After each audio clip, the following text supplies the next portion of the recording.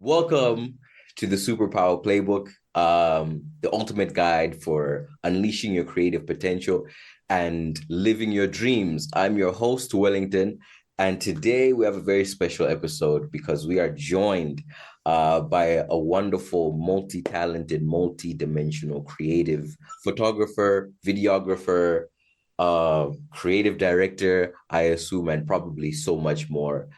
Ben, thank you for coming. Thank you for having me. It's a pleasure. I just heard your phone ring. Let me put mine on silent. Yeah, 'Cause let me do that real quick. actually, my phone leaves on silent. Like people hate me. I'm a terrible human being. Yeah. Why, are you that busy or you just prefer it on? No, no, it's because of my schedule. Sometimes I think for 3 days a week, Yeah. I've got things that require me to have my phone like on silent, so I forget to take it off silent. I usually Mm, remember during the weekend, let's say I'm going somewhere and I know I'm in a crowd, so I'm like, okay, cool. Let me just turn it up. But it's just so comfortable. I feel like I told you I'm the most tech savvy, non-tech savvy person you'll ever meet. yeah. I have two phones. The other one's been dead for like 4 days now. Oh, I know it's not charged and I'm happy. I'm like, mm, yes, it's dead. peace. No one's bothering me. That's interesting. I know I will get into that, the Yeah. deeper we get. But like, firstly, I want to make sure I get the pronunciation. How do you pronounce your name? It's Ben. So my name is Benjame, which is basically Benjamin, but mine is written phonetically as Benjame. So Okay. Okay. yeah, So because tell uh because I'm originally from Rwanda. So like in Rwanda, because of the French background, people say my name as Benjamin, not Benjamin. So I from a young age I just loved the sound of Benjamin. So we made it legal and we just made it my name. Oh, so you changed it. At some point I had to change my names when I was younger. So because of some stuff that I don't want to get into. So we just changed it to Benjamin because I loved the sound of it. I actually have two sets of two different names, but I've got two identities, legal identities. Yeah, yeah, yeah. That's I've had an absolutely I've cool. had an interesting life, so it's yeah, Hopefully we get into some of it at least. yeah. So for the people who don't know you, can we get like a little introduction, what you do and So my name is formerly known as Being Bench. Being Bench, RIP. I'm actually making an episode called RIP Being Bench because I have formerly killed Being Bench in my creative verse. He has died. But I am a creative. I have lately struggled with what I am. So this is kind of like this is the first time I'm saying what I am since me having this spiritual journey of rediscovery. So I am a creative in the general sense. I started my journey off as a writer, weirdly enough. At a young age, I used to write poetry. Then that moved into writing music because girls loved rappers and I wanted to be a rapper and I loved girls.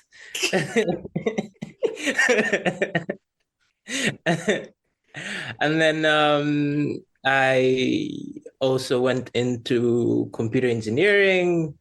I love computers. I love taking them apart. I love softwares. I love coding. I loved everything like related with that. And then I later on found myself doing photography, which I think the biggest chunk of my creative journey has been as a photographer. And now I have two new passions. One which is videography, and the other one is programming. So that, and in between, I do brand identity, I do graphics design, I do a bit of animations.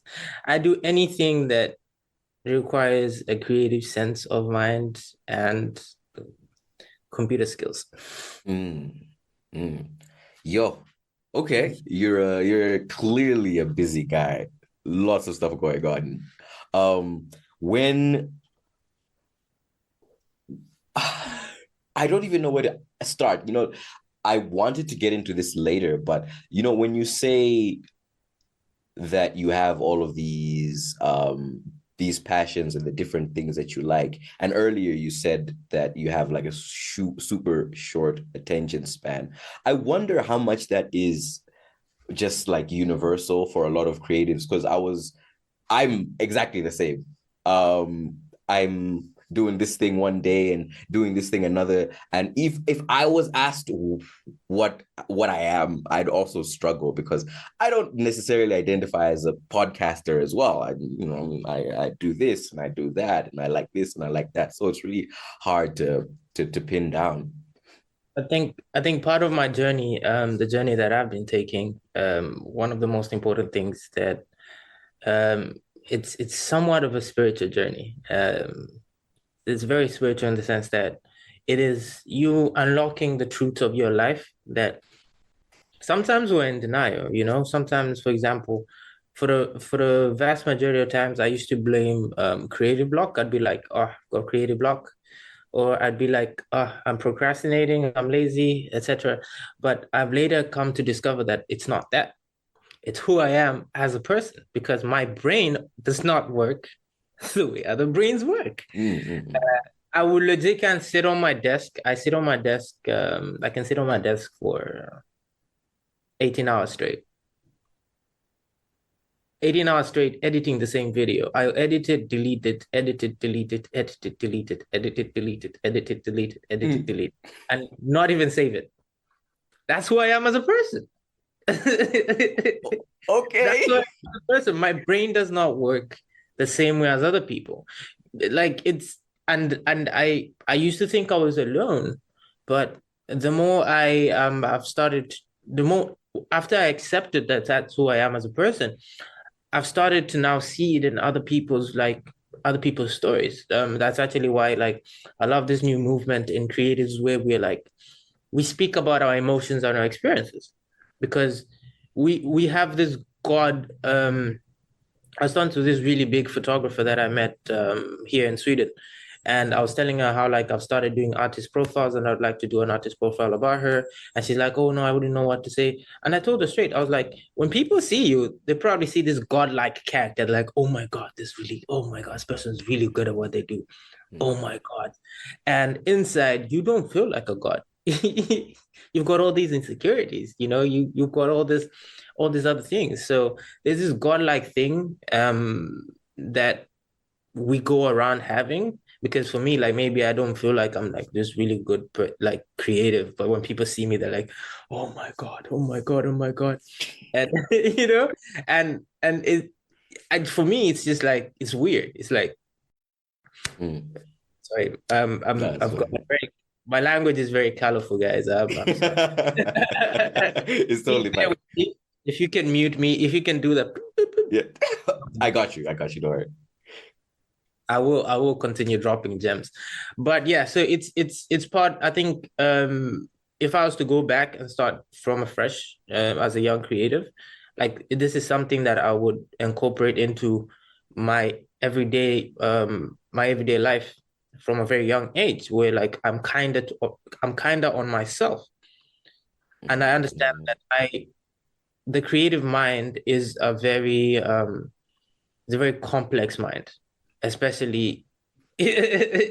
anyone that's creative knows what I'm talking about. Our brains are a mess.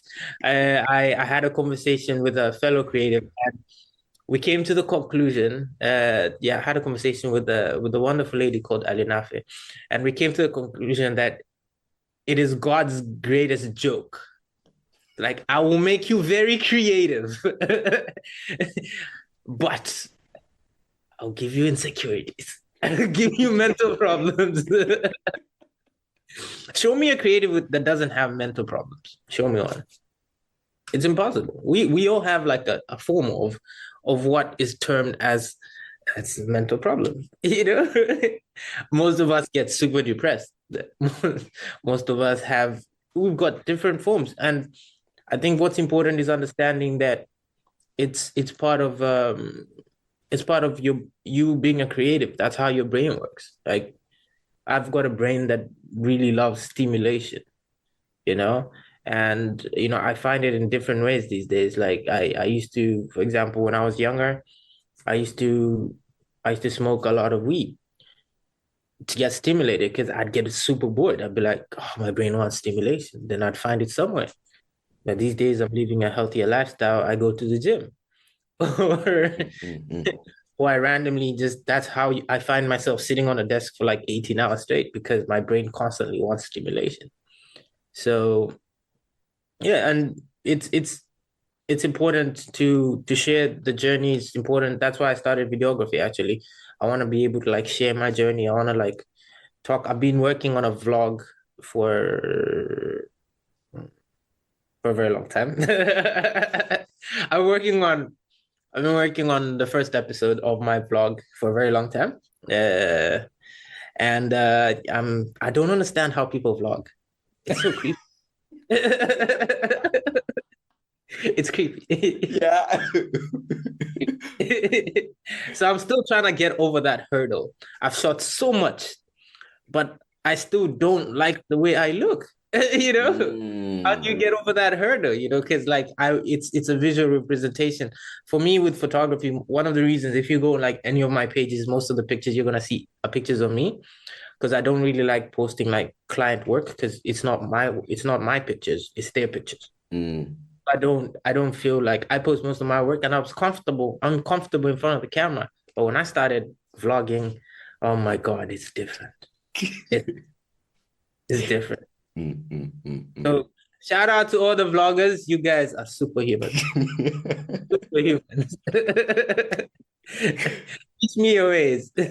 Honestly, dude, being in front of the camera is such a weird because I relate 100%. Like some days I'm like, can I? Should and then I just end up not doing anything. That's fine. It's fine. I'll put a picture of something else, because it's like it's hard. It's hard.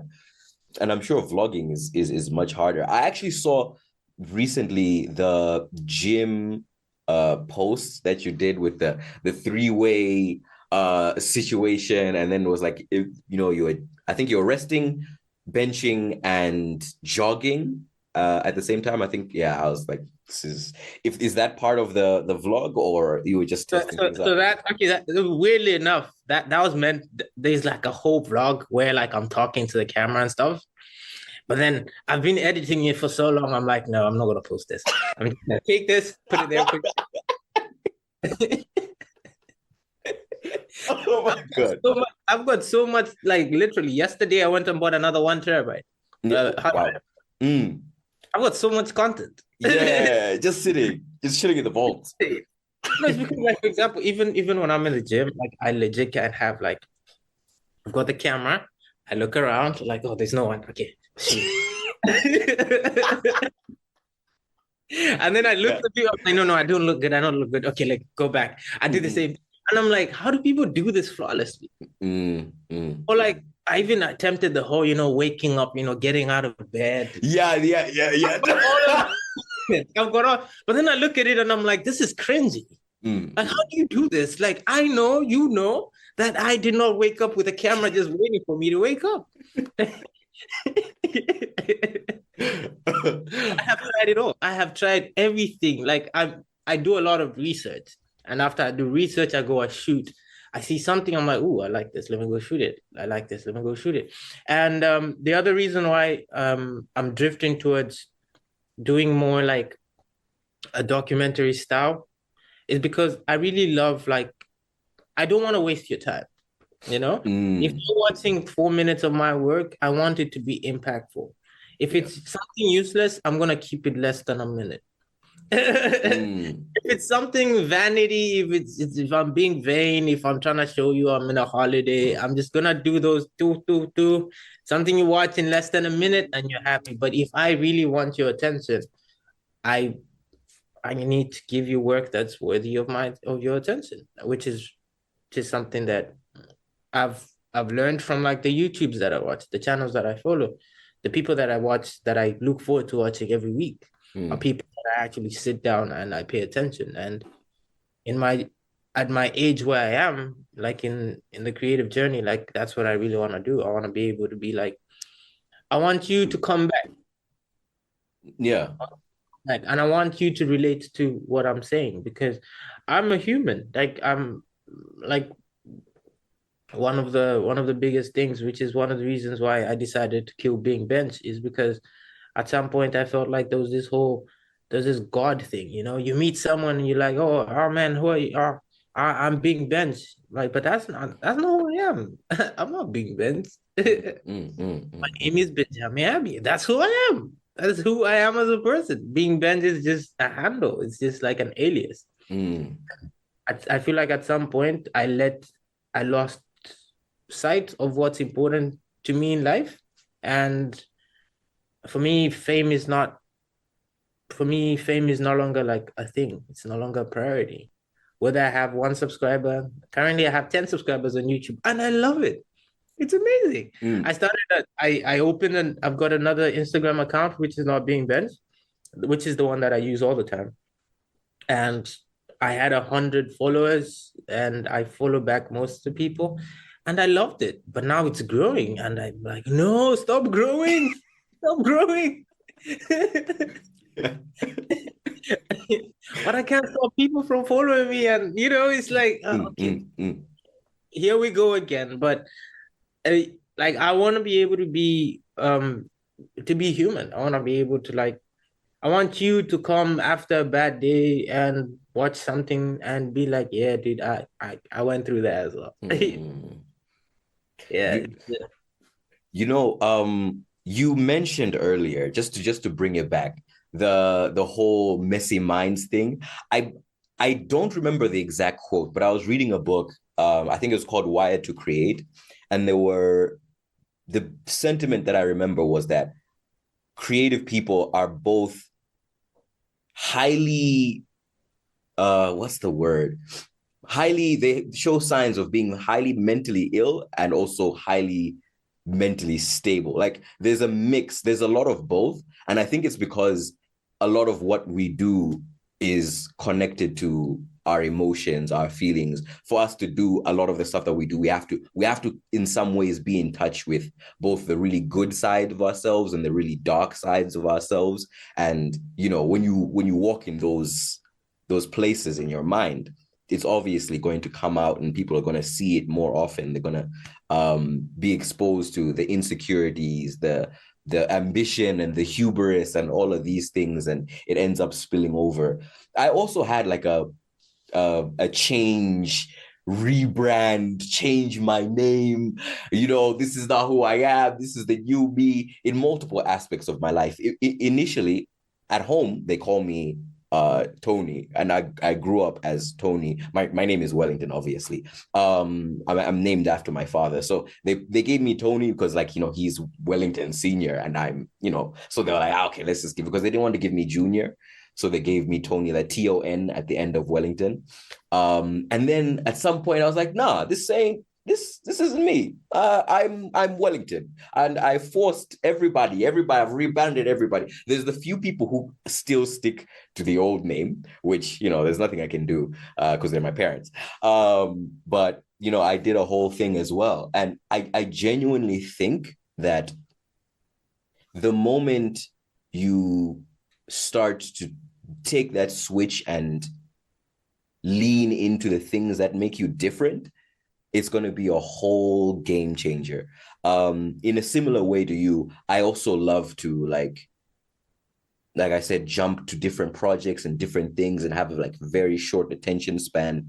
I like to tell people that I have projects that I have like in orbit. So drawing, video, podcasting, whatever, they'll change, and different days, different seasons, I'll like different things, but I'll always come back to that thing, to one of the things at some point in my life.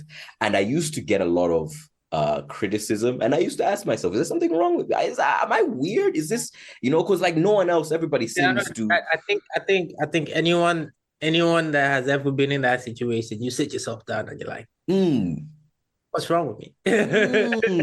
Exactly. What's Ah. wrong with me?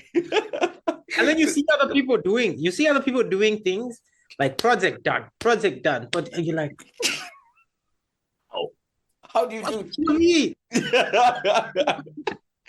But I feel like it's very important. I was watching a YouTube the other time, video on YouTube, and the guy said what he also goes through the same thing, and he realized that he might as well stop viewing it as a weakness and start viewing it as a strength. So what he does is he's got everything that he needs to do. He writes it down, and then he will essentially start working. And if he gets bored, moves on to the next one, moves on to the next one, moves on to the next one, moves on to the next one, and then he just keeps the projects in rotation until he completes them, and Mm, that's his creative process. mm, And I was watching another short that explained this guy that made there's a businessman that his business was not as productive, so he brought in one of these gurus to come in and change his business. It's an American story. And what the guy did apparently was he told the workers, like, listen, at the beginning of the week, write down a list of everything that you need to do and rank it with priority. At the end of the day, every day, write that list and start with the most important thing, tick it off. And if you don't, and then keep going down that list. And if you don't finish that list tomorrow, write another list. But then those things that are left over from yesterday, they'll be on top of your list. And apparently it works. And it's the same thing as I think it can explain how like our brains can work when we stop thinking about it as a flaw and start looking at it as a strength. mm. You've got all these projects because your brain cannot really zoom in on one thing, so it needs a lot of things. You should see me studying. I'm a very chaotic studier. When I'm studying, I've got music playing, i've got I've got I've got a YouTube video about something unrelated to what I'm doing, and I'm writing notes. That's what I am. Like one moment I'm like da da da da da. Next moment I'm like, ooh. The other moment is like, yeah. That's who I am. Like that's why I told you earlier that I'm actually like looking into seeing I'm trying to get tested to see if I've got ADHD because that's who I am as a person. Like I've got, oh my God, I cannot focus on one thing. It's impossible. Mm, mm, I've tried. It's impossible. Like I always end up doing, even like let's say if I have to go somewhere and take a train, I legit can't force myself to like start preparing like an hour, for example. Even before this interview, I started getting ready an hour before. mm, I set up my computer to where I'm gonna talk to you. I mm, set up everything. I started cleaning. I started cooking. mm. I cannot do one thing. It's impossible for me to do one thing. I do a little bit here, and then I go do something. Then I do a little Mm, bit here, then I go do something. I do a little bit here. mm, Even now during the interview, you will notice at some point you see me looking down. I'm on my phone because I mm, can't mm, really focus on one thing. It's mm, mm, mm. like every time when I sit down and I'm like, okay, focus. I've got voices in my head. They're like, I call them monkeys. Mm. I love my Okay. monkeys. I love my monkeys. Like na na na na na na na na. And I think that's what makes me creative. I think I am a genius and a madman, Mm, mm, mm. and I've embraced that. And if anyone has seen my recent work, you will agree that it is working. It Yeah, shows. it is. Yeah. Do I'm just you that in a box, and I'm like, yeah, I don't like it. Let me just toss it away? experiment. And these days, I've had to like relearn quite a lot.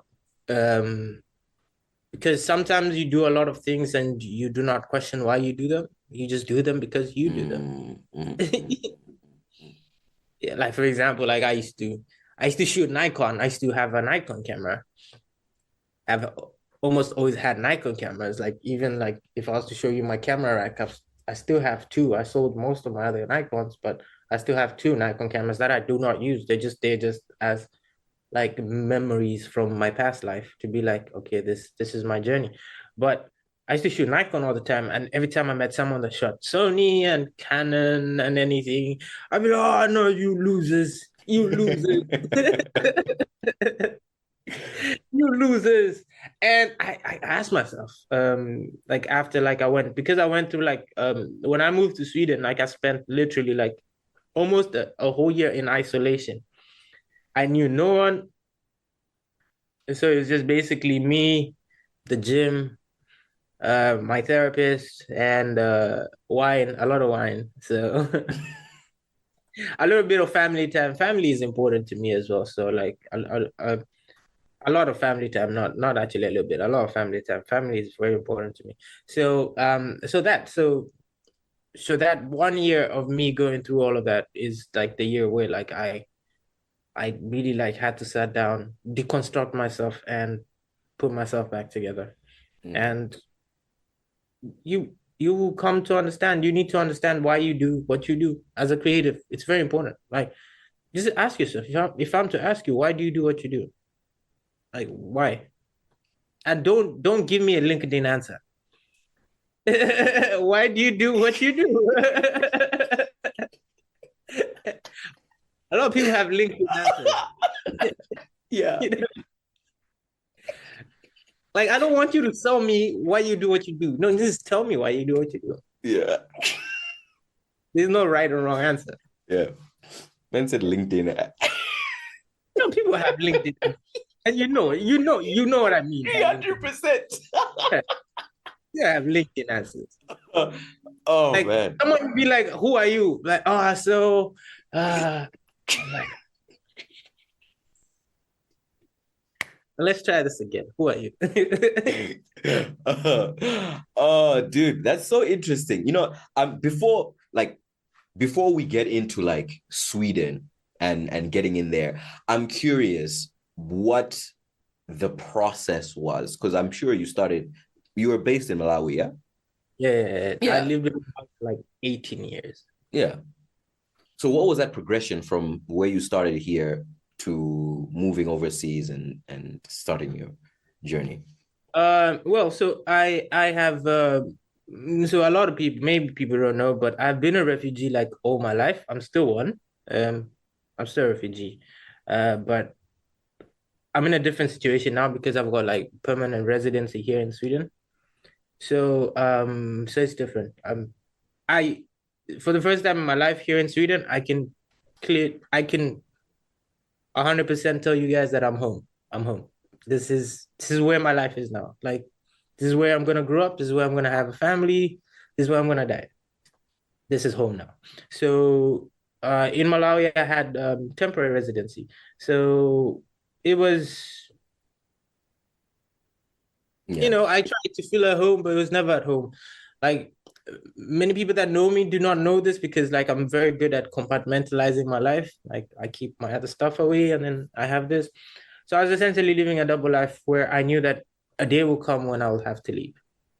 Mm, But then I had to be at home. I had to like fit in. I had to do everything because I didn't know when the date was. mm. I didn't know when it was. Yeah. And the day came in 2020. I remember it was 2020 in December. Uh my mom, my dad, and we got a call and we're like, hey guys, in 2 weeks. You guys are moving in 2 weeks. And so there was that whole point. And even in Malawi, like I'd been going through like a lot. So like my my journey in Malawi was very up and down in terms of like I was going through a lot, like personal in my personal life, like I was going through like a lot. And even people that followed my creative process will see that I started going really dark. Mm, mm, mm, Started going really dark because like my work is usually a reflection of like what's going on inside me. mm, And then the other thing about Malawi, like in the setting that I was in, there's quite a lot of like toxic masculinity. I couldn't really be vulnerable. I couldn't really break down. I remember I remember there was a point in time I was in the club. I was in the club and I was with this girl and I broke down and she's never looked at me the same after that. And now looking back, and I'm like, yo, dude, like that was like me being 100% vulnerable towards you. I feel like in most situations, like people should appreciate vulnerability, but maybe it was too much for her. I don't know. But yeah, so I was in a setting where like I couldn't really be myself. I couldn't really like I had to uphold this tough guy look. I had to be the guy. Mm, And you meet people, and also another thing about like the setting which I was in is I was in a good place in my career. Like most of the goals that I set for myself, I'd achieved. Like I was working for like I was working with really big organizations, and even though I signed non-disclosure agreements, I was living I was living a good life creatively. Like my work life was really good. Like I was doing things I really loved doing. But then my other life was really brewing up. You know, like mm. you can't put a lid on a volcano. And yeah, and I feel like my move to Sweden came at the right time. Right time. Mm.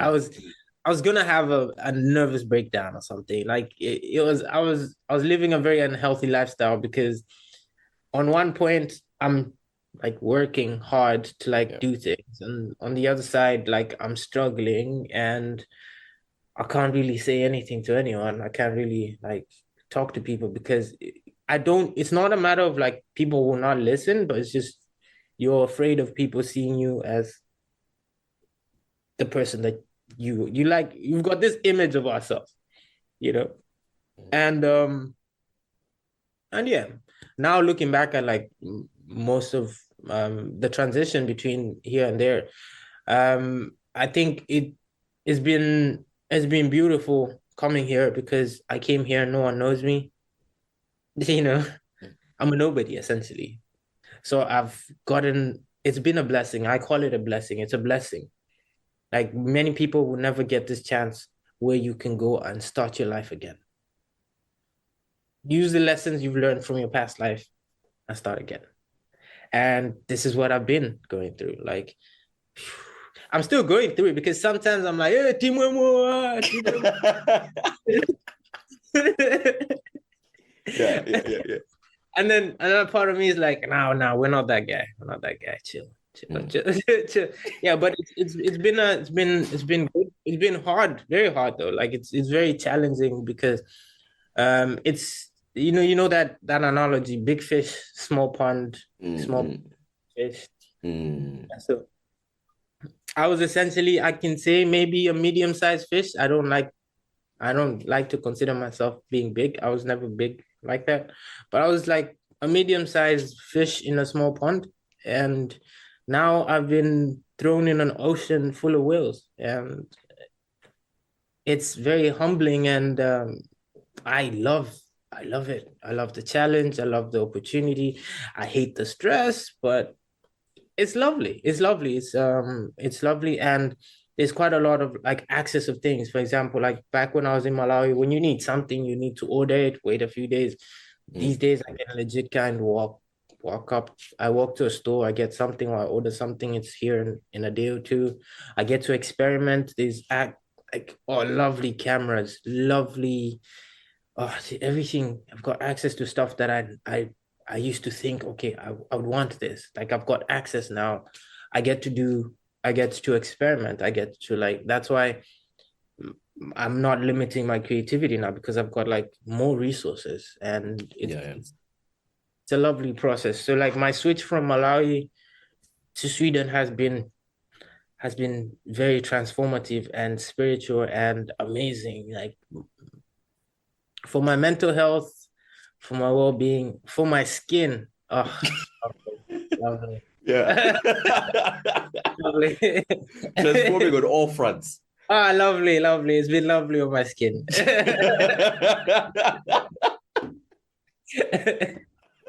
Oh, I'm so curious what that means. Were you like breaking out or like it's just All I'm telling you is Uh, anyone that knows what good skin is knows the struggle. Yeah. uh-huh. Yeah, So yeah, yeah. it's like, yes. Night and day. Your So skin what? is when your skin is glowing and everything, Yeah, like, yeah, yeah. that's it. Life is good.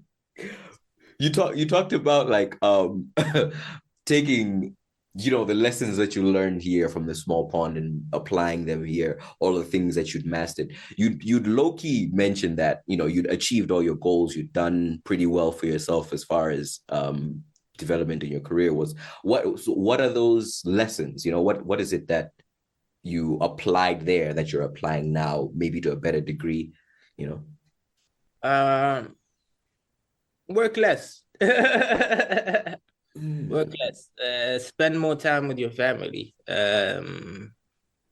Really know why you're doing. Like this is a very important. This is a very important question that anyone should ask themselves. Like, why are you doing what you're doing? Like, why? Why? Money is not everything. Money is important. Money is after God, Jesus Christ, family, football, money. It's very important. Money is important. Money is important. Yeah, like you need money, but also like money is not everything. Um, I see. Because the main argument is you chase money, right? As a creative, you chase money, you chase the bag, etc. But some bags come with stuff tied to mm, them. mm. I'll give you an example. I worked for like 4 years, and I cannot show you my portfolio from 4 years because I signed non-disclosure agreements. So I do not own any of the content that I shot for 4 years. Mm. Damn. Yeah, the money was good though. Must have been. NDAs must have been some good money. Oh, but I mean, like when I look back at it, it wasn't Yeah. good. It was great. Like they got a really good deal. But like for me back then, the money was good. So that's what I'm saying. Like there's more to life than money. There's a legacy. Like there's a very good legacy. And in terms of photography, like I know I've seen photographers that, like you shoot every day. Every day you shoot like 100 pictures, etc. I was talking to a very good photographer that I met this side, and he was telling me about a book that he read, of this acclaimed photographer Mm, that said, if you start taking a picture at the age of, if you start taking pictures at the age of, let me just estimate, at the age of like 20, and you had a 30-year career to the age of 50, if you were to compile your pictures and like make a photo book, you probably have, if you're really good, you probably have 30 images if you're really good. interesting. Okay. 30? So more is less. Yeah. Mm. Less is more. Because when you really sit down and you look at your work and you look at, because that's why you find a lot of, like, for example, in the photography realm, like you do not find like award-winning Malawian photographers Mm, mm. Interesting. because there's more to just you shooting. There's more to you having a good camera. There's more than, it's more than that. There's there's understanding there's the emotional element, there's the compositional element, there's the color science, there's everything that goes beyond just a good looking image. And it takes a while for creatives, especially photographers. It takes you a while for you to understand what it is. That's why you find a lot of people these days are drifting back to film over digital because of that. Like you do not need all this. You don't need 100 megapixels for you to have a good image. You can shoot a good image on your phone. You just need to understand what a good image is. So there's quite a lot of like it's things like that for me. Like it's those lessons that I through my experience that I've learned, and now I some days I can go a month without even touching my camera because I spend a lot of time doing research. I spend a lot of time practicing. I visualize most of the shoots that I want to do. I'll visualize them. I'll spend 3 months. I've been doing quite a lot of like landscape photography for clients, and I spend a lot of time visualizing what I want, finding that specific location, understanding where the sun is going to be, stuff like that, like, and at the end of the day, the image is there. And weirdly enough, I'm never gonna post those pictures. But to me, like that is the new me. That's what's important. Like volume is not it's not like sales where the more you sell, the better performing you are. I feel like in creating, I think it's important to understand the value that you provide and how that value affects other people, like affects your work. If you're a commercial photographer, I understand. If you're a wedding photographer, I understand. If you are a beauty photographer, I understand. And that this is the category that most like creatives in the photography sector in Malawi fall under. I understand. Like it's 100% you need to perform. The volume is needed. You need a lot of it, you shoot a lot of images, etc. But I feel like I have crossed into a different element where I want to win awards. I want to leave a legacy. I like when I'm gone, I want people to continue talking about me. And when you go that route, it's very important to like look at your creative process differently. It's there's more that goes into it than you and the camera. It's more to it. People read books. I've been fortunate enough to meet like a very a very gifted number of people, and they read books. They do research. It's like in a mango jumbo lad.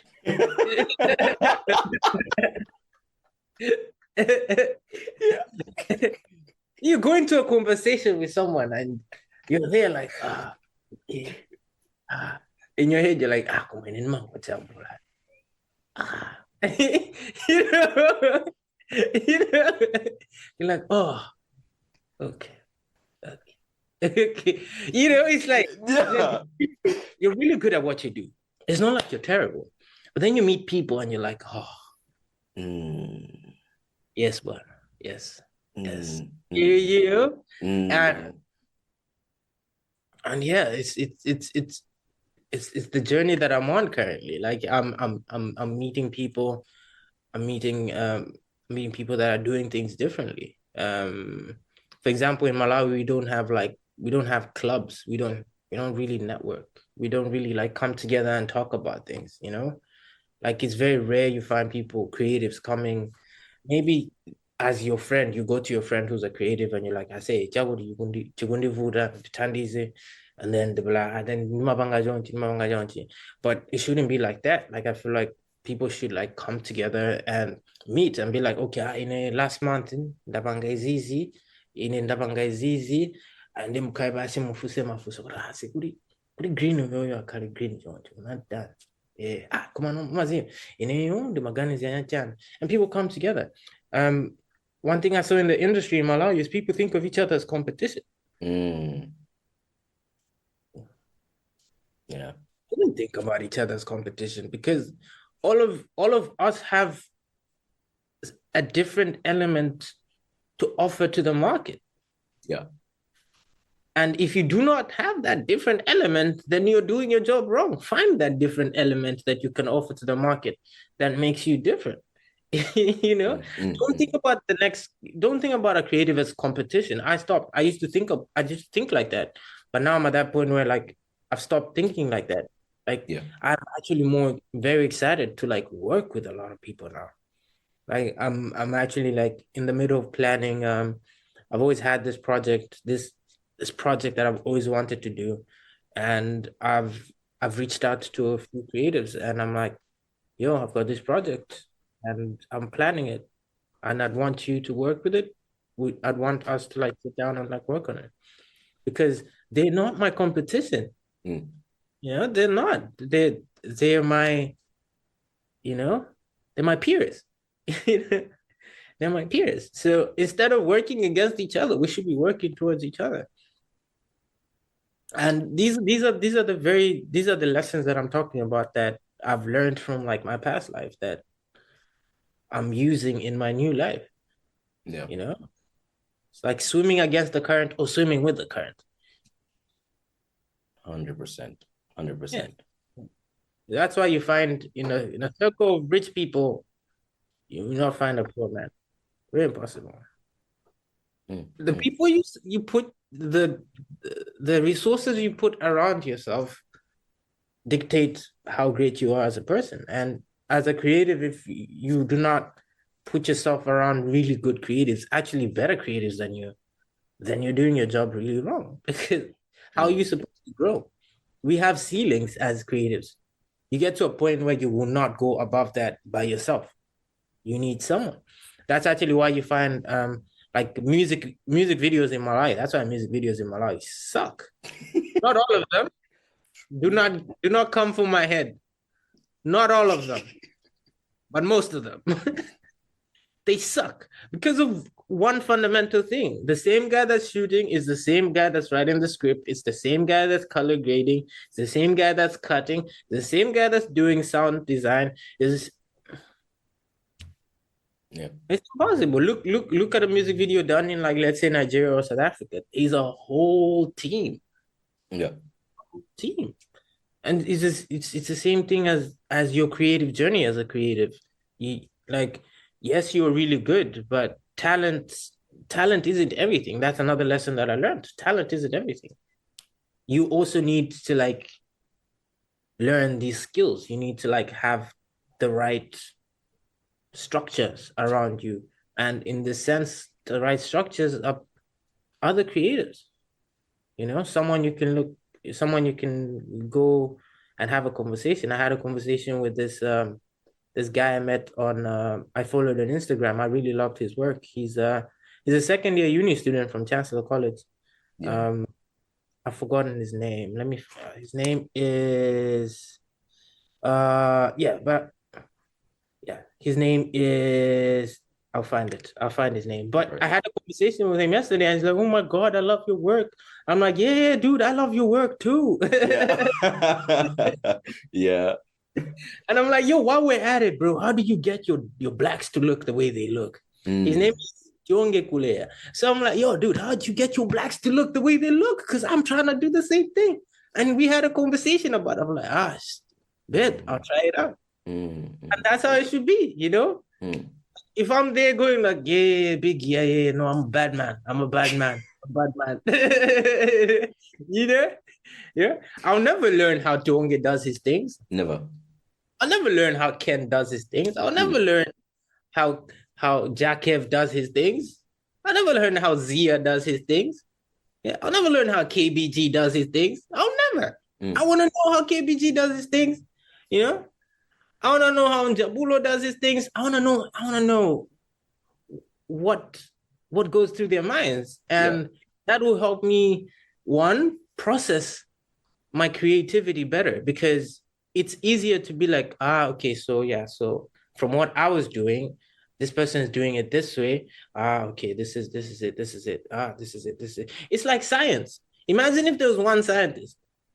Imagine if there was one scientist. Yeah. you know Dude, you have someone go same theory.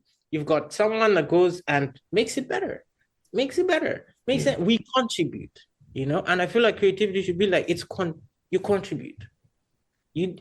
Some people innovate. Yes, you can innovate or you can contribute. It's equally very important. So these are the things that I have learned, and yeah, so far so good. It's amazing. It's amazing. It helps me feel better when I have those creative block moments. They don't even hit me that they don't hit. Back in the day, they would hit. They'll be like, "Oh, I say I'm done. I'm done. I'm done." These days, I'm like, okay, so yeah, okay. Let me talk to someone. Let me talk to someone. Talk to people now. I talk to people now.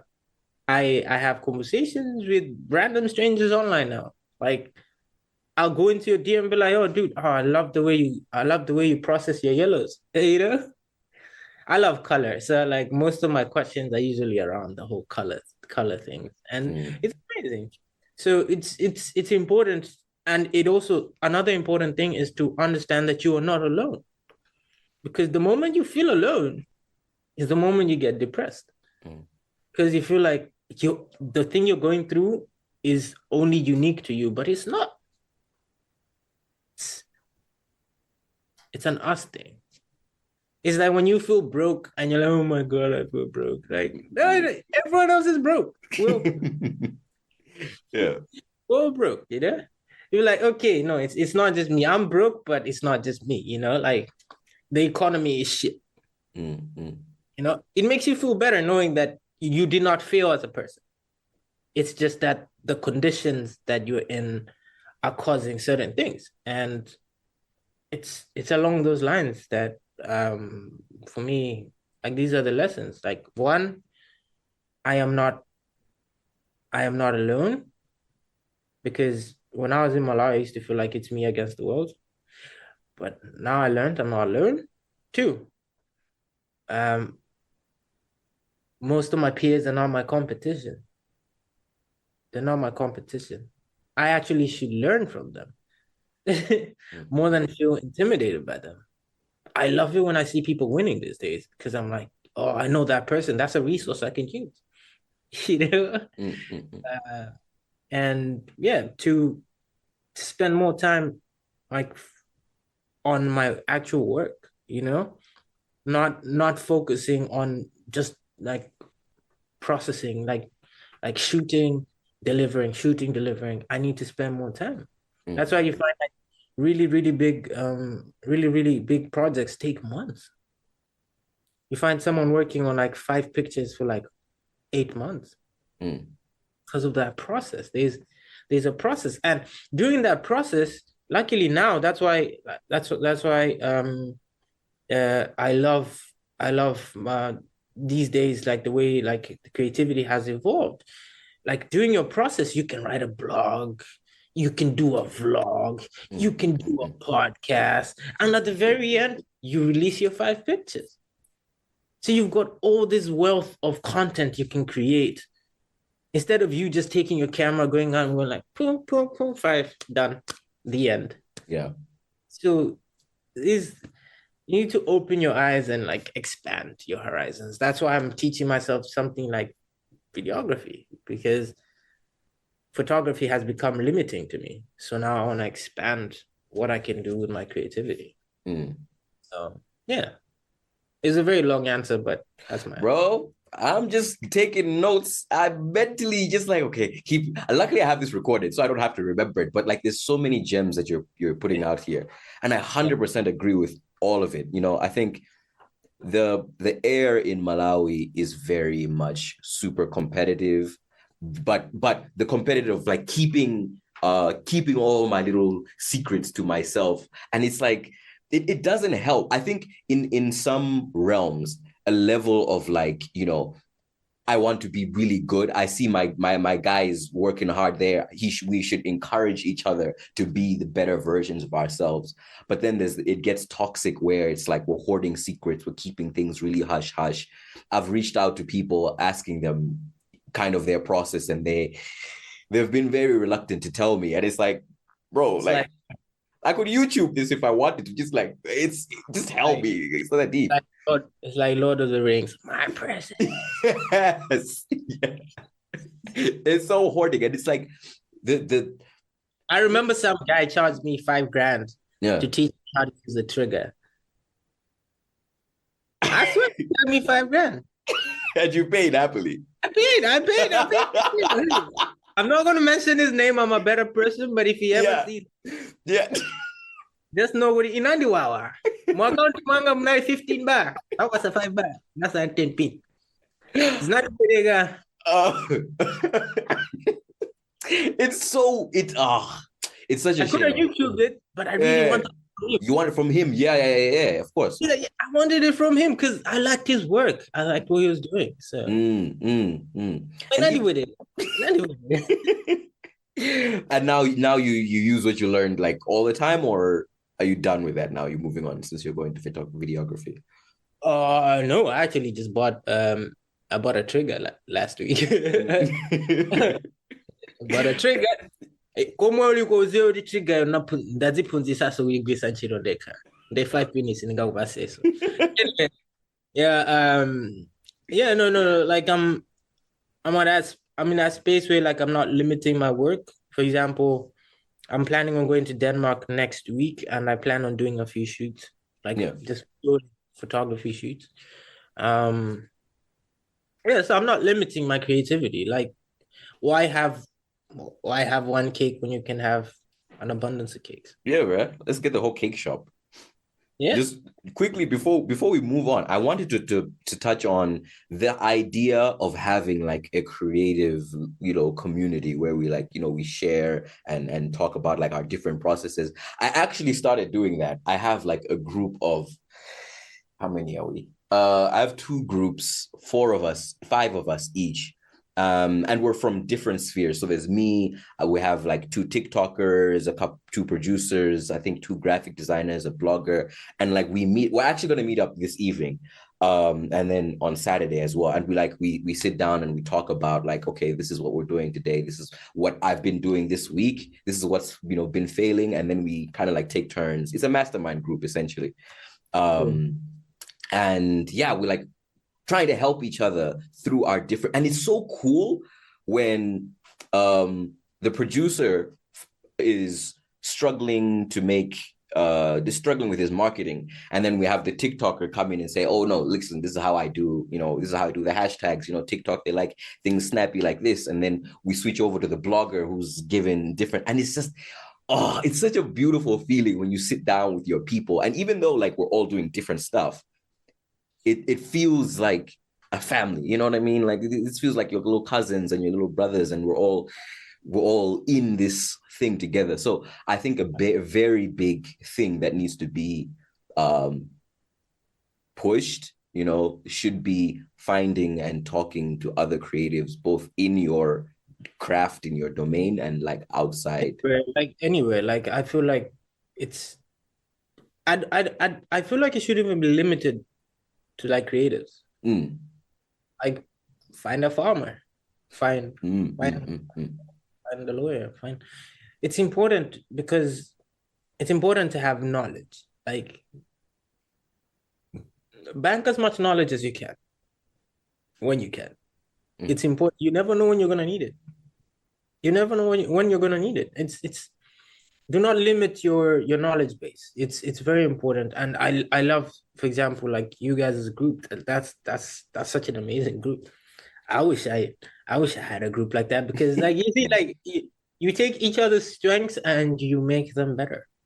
You everyone brings something to the table. It's like a potluck where everyone brings a dish. Instead of you sitting at home eating mashed potato. Yeah, you get to eat pizza. Same concept. Yeah. I know people don't look at it that way, and you're not losing anything. Like you lose nothing. Actually, the more when you start thinking of people as your competition, you start isolating yourself. Yeah. And the problem with isolation, like I'm a politics nerd. The thing about isolation, look at all the countries that live in isolation. They suck. Look at North Korea. Yeah. Turning it to North Korea. It's you cannot isolate yourself, especially in this day and age where we're more connected. Yeah. Really, like we're like an ocean or like a sea apart, but we can be able to have a conversation like this. So what's stopping you from like having a conversation with someone who you're in the same geographical location? It is stupidity, Mm, mm, you know? You should be able to, if you live in like Blanta and the person like you really admire lives in Lilongwe, take a trip, drive down to Lilongwe via ngomulembera WhatsApp da say chief ine ndi kulilongwe ndifuna ningodusira pa studio pano kana ndifuna ngodusira kwanu. It's not like the person's not gonna say no as long as you know you're a good person and you've got genuine energy and have a conversation. Got 1 hour, 30 minutes. Get out nyamuga uzibwirira kwanu. You will have gained so much knowledge. You will have gained so much knowledge. One person that I really loved when I was starting photography was Chipiro Konje. I love Chippy. Chippy was an amazing guy. You could go to Chippy and just sit at his house, have a conversation. He'd bring out his camera, take some pictures of you. Chipiro Konje was an amazing guy. Amazing guy. Then he moved to America. Amazing guy still. Amazing guy. Yeah. But yeah, so it's that kind of thing where you can be able to like go there, have a conversation, make friends. Because you never know when you're gonna need them. Make friends. And it's important to make friends. I regret not making as many friends in Malawi because now I live in a very like isolated society where like people in individuality like thrives. You know, people I don't even know my neighbors because that's the life here. Like everyone keeps to themselves. If I was to ever move back to Malawi, I'm friends with everyone.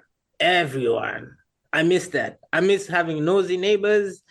You know, I miss that. You know, once you lose something, that's when you know its true value in your life. I miss that. And so make friends, talk to everyone.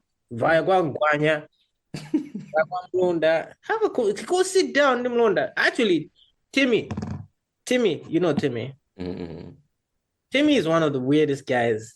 And I love Timmy for that. He's a very weird guy.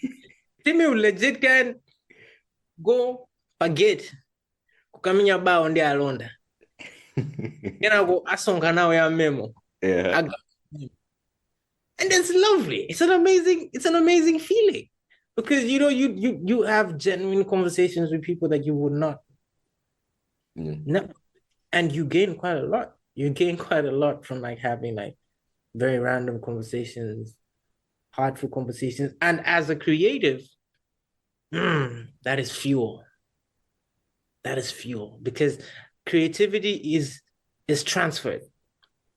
It's driven. It's energy. It's the stories. It's if you meet someone when you're writing a script, you write that thing down. Write that thing down. You know? Yeah. You know, it's that kind of thing. You know, it's like expand. It drives you. You know, you go to someone's like, I say, man, do now. You're probably gonna see like scenery. You're gonna experience the stuff. You know, you're gonna hear sounds that will probably like motivate you next time when you're creating. You're like, sound, oh, hey, and then you go. You make it, and then you create it. You have to be you need to be crazy. Most creative people, my spiritual father, Kanye West, crazy person, crazy person. Yeah. I wouldn't support him though. On the cross if you want, but I'm not gonna save him. But he's my spiritual father. I love that the craziness, that madness is pivotal to creativity. You know, it's very important. Like it's like research any great artist and look at the creative process. The madness element is forever present. So when you have this godlike, when you've got this godlike complex of feeling really, I'm the guy, I'm the one, and you do not go out and experience other people's lives, I feel like you're limiting. It's like you're on a crowd. You're like limiting your own potential. You're Yeah. limiting yourself. You're closing yourself in because there's quite a lot out there. There's quite a lot to experience. Quite a lot of good stories. There are quite a lot of great creatives that can teach you things. Actually, but no, but if any creative watches this, magaya soundi, tigambirane, magaya video, mundibeze. So anyone, mutandibeza, just find me at being Benj or at Benjame Abbey, wherever. Just find me, hit my DM. It's always open. Let's have conversations. Yeah, I'm open to conversations these days. I'm open, but don't. Yeah, we can do calls. I don't like texting on WhatsApp. People text me on WhatsApp. Mm. I hate WhatsApp.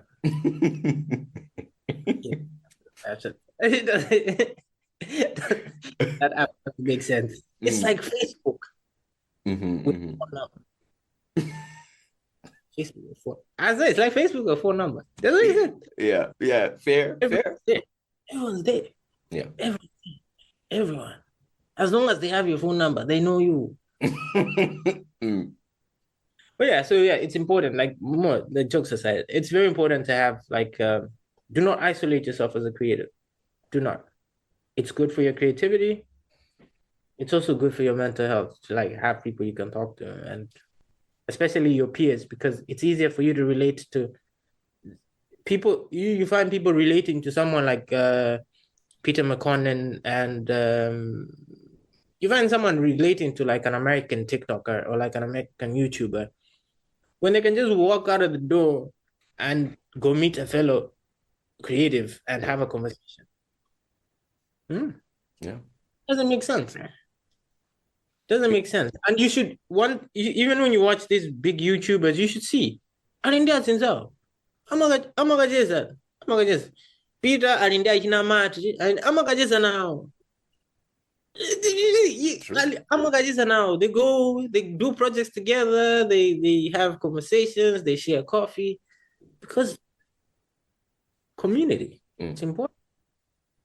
I think it's a dangerous trap that it's so easy for us to fall into, because for most people, I think a lot of the work is very much like it's me, right? You take your pictures, you with models or wherever, maybe it's landscape, and then you go into your little cave, and then you're there looking at little colors and color theories and like, okay, what are we doing? And it's just you, or maybe it's me. I'm sitting down, I'm researching lots of topics to come for the next episode. I'm editing the video, I'm looking at the sound. It's very much in here. If you're an artist, you sit down in your room and you're drawing. It's so easy for us to like get stuck in a little. I don't think. Okay, yes, that as well. But I think the most thing is when you start being big.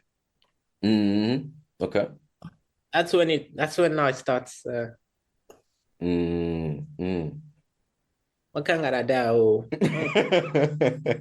Big head, yeah. Of being big headed, you know what I mean? Like you start feeling like the way. There's nothing wrong with you being really good. There's nothing wrong with you knowing that you're really good. On any day, for example, I named Talk Challenger. Any day, anything. Tawanga challenge. Sungandi boss. But then I'm not gonna like it like those are the things that I go through. But then outside, in as much like I shouldn't like read into that.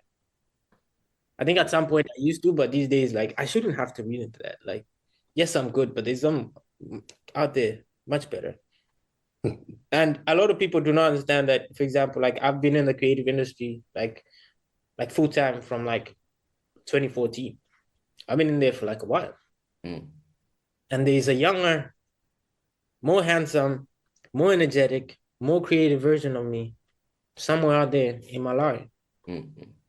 That's creating something that has been studying me, that has been like, Adao. And they've been studying my work and they've made it better. They've made a better version of what I make. So at the end of the day, me not expanding my horizons and networking with people will mean that I'm losing the resource that's that young person. Because Me having that person in my network means that whatever innovation that they're doing that I failed to do, I have access to. Yeah. You know? And even if I might not benefit from them, I might help them better their journey. Because let's say they used to look up to me. And it's also important for the older creatives, the people that have been in the game for a very long time, not to be assholes. Because I don't know about other people, but for me, like I met most of my heroes and they were assholes. Mm, mm, mm. I met most of my heroes and they were assholes. And I think it's very important to be different, to be more aware, to know about like people's to be aware of other people's emotions, understand that other people also you're not it's not just you in the universe. You live with other people. Mm. Also important. That's actually very important. You need to like understand other people's emotions as well. Like so even the way obviously come on, you don't have to be Iweo at the expense of other people. Yeah. Also, to also be aware of that, you know. So yeah, so the challenge is not when you're starting. I think when you're starting, it's very easy for you to like be down to earth. But once you make it, once you've made a name for yourself, once you're a household name, once you've got followers, once you've got yeah, Mm. that's where now the show starts. You know, that's where the show starts. Yeah, Yeah. yeah, yeah, yeah. Yeah, so it's very important. It's very important and it's very humbling. And kumala itima na mizana. Si kunokonda una ine kunokonda una maserebu. Serebu nini? Mm, mm, mm. Uri serebu kuri antu amalira ndithu. Kumalira ni mutu kumuna mutu awenda wabasi ndithu. Bro, zosankuja. Zosankuja mari bani. It's that kind of thing where and it's insane. It's insane. You can be all of that, but still be down to earth. You can be all of that and still be a genuine soul. Mhm. It's very, and you need to understand that creativity, like especially in work, like especially in the visual elements, like there's a certain thing, there's certain energy that can be felt from like certain works. That's actually why and I'm being amavanga painting. Command my painting ochepa kuti they are world acclaimed okuti kuiona anthu amaita kulira ndithu misozi because that energy is transferred. So it's zinthu izizi ndi za spiritual. Luso ilili ndi la Ambuye, Mm, mm, mm, mm. chilako ndi la Mm. Ambuye. So you need to also respect the talent that you've been given and understand that it's bigger than you. It's bigger. Unalibeza uzalisia. Siwe woyamba, siwe womaliza. Mm. So it's very important to understand that you've been given so much responsibility as a creative. It's very heavy responsibility for you to create. So it's very important. It's very important. I could go on about the whole spiritual element of creating, but it's just it's very important. So Yeah. that's why you need to take your time. You need to respect your craft. You need to also respect other people. You need to also, you need to be genuine.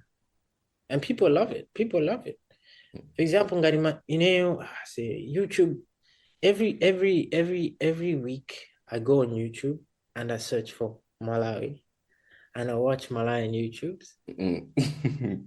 hoping that one day I'm gonna find something different. Like, Mm. hi guys, welcome to my YouTube Oh, channel. yeah.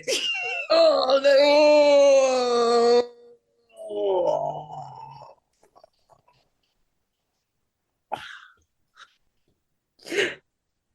Yeah. Uh-huh. Mm. not again.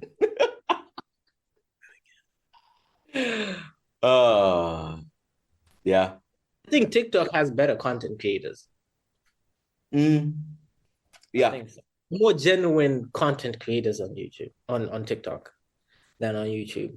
But because like, yeah, they're people that are actually being themselves, you know? Mm. Mm, mm, Because mm. you wonder, like, dude, like all these Malayan YouTubers, they have the same accent, the same voice, they do the same things. I was like, what's going on? Yeah. Like, help me get ready. You ain't in Dan. Who are you? Tell me who you are. Who Yeah. are you? Why Mm. should I get ready with you? That kind of thing. Like I feel like people that's what I'm saying, like not really understanding like what you're doing and why you're doing it and respecting your craft. Because if you have 1,000 subscribers, or you've got 1,000, or like let's say even 100 subscribers that have subscribed to your channel, that view your content every week, those are the people that you're doing something like that. Like, hey followers, today we're doing this, because they're followers. But before that, Mm. like I want to know who you are. Like, Tuesday, and you went in there and tell us your story, etc., etc. When the account grows, then that's when you can start spend a day with me. Then we will spend a day with you because we love you. We want to see you. See, there's so many steps that are missed in this whole thing. So it's that kind of thing where like you really need to understand, because at the end of the day, why are you wasting your time? Mm. Stop wasting your time. You want two views and you're done. Two views, you're done. Yeah.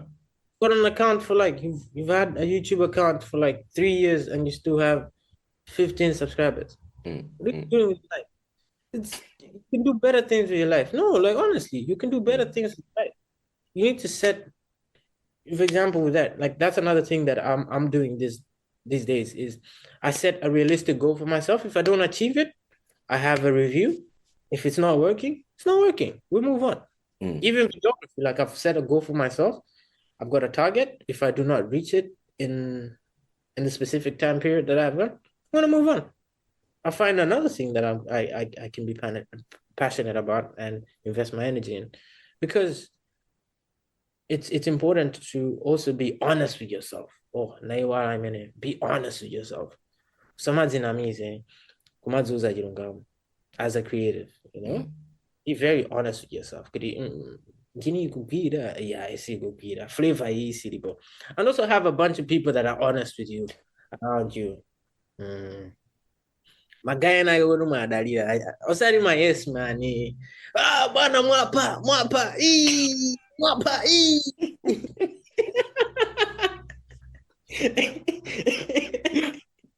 100%. Dude. Ah. And I swear, those are the worst people to have around you as a creative. Yeah. Yeah. Mwapa, mwapa,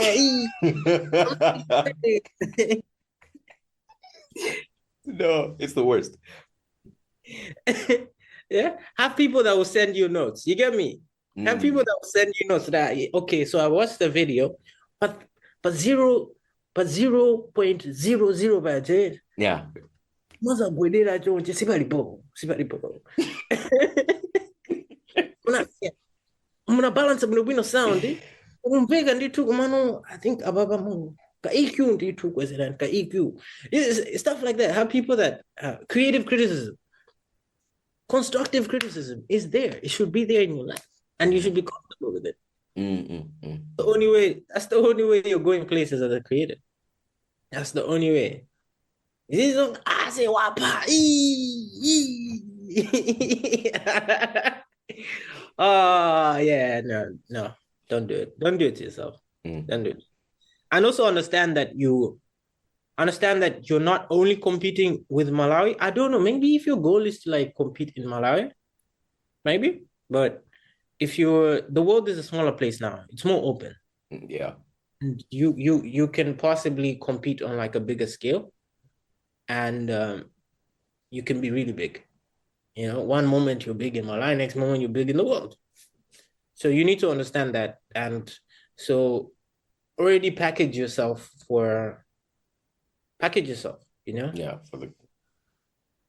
I think to speak on like the vlogging thing, that topic has touched me for the long. But you know what I think it is. It's exactly what you said. It's like you're not authentic. You're not actually being you. You're like this polished, prim, proper version of someone else that you've seen somewhere doing the vlogging thing. But that's them. That's them. They're here. We want to know who you are. There've been a few. Because I did the exact same thing you did. Malawian vloggers, Malawian YouTubers, Malawian whatever. Because if you're going into the field, you need to know what's there. And it was more of the same thing from everywhere. And the problem is like we're not all the same. So why do you want to be the same, right? There's like the norms or the things that work in whatever it is you're doing, like the vlogging scene. And then there's things that should just be very deeply personal because this is you putting it out, not some other person. So if people actually decided, hey, I'm going to present myself as myself, you'd be much better. And that's why on TikTok, like you said, there's people who are just being goofy. There are people who are just being themselves. They're not super serious about it, or they're serious about the craft, but they're genuine about their approach. The people like Yeah. When you see the person, you're like Yeah. Like, you go back every week, you're like, and you can even share it. You can even be like, now there. Yeah. Shareable. Yeah. Because the only reason why you're co-signing the person is because they really touch a certain level. They touch you and they co-sign you, On that co-sign thing, like I really I think a few months ago on Facebook, I posted a picture on Facebook, and I had a random guy comment. I was like, "Hey, Ada, hey," I said, "Ada, Amata," and then his friend came back and commented, and the guy's like, and then the guy, they went back and forth for a bit, and then the other guy was, "Ada, see, I took figure size yakin banda, I didn't lose so."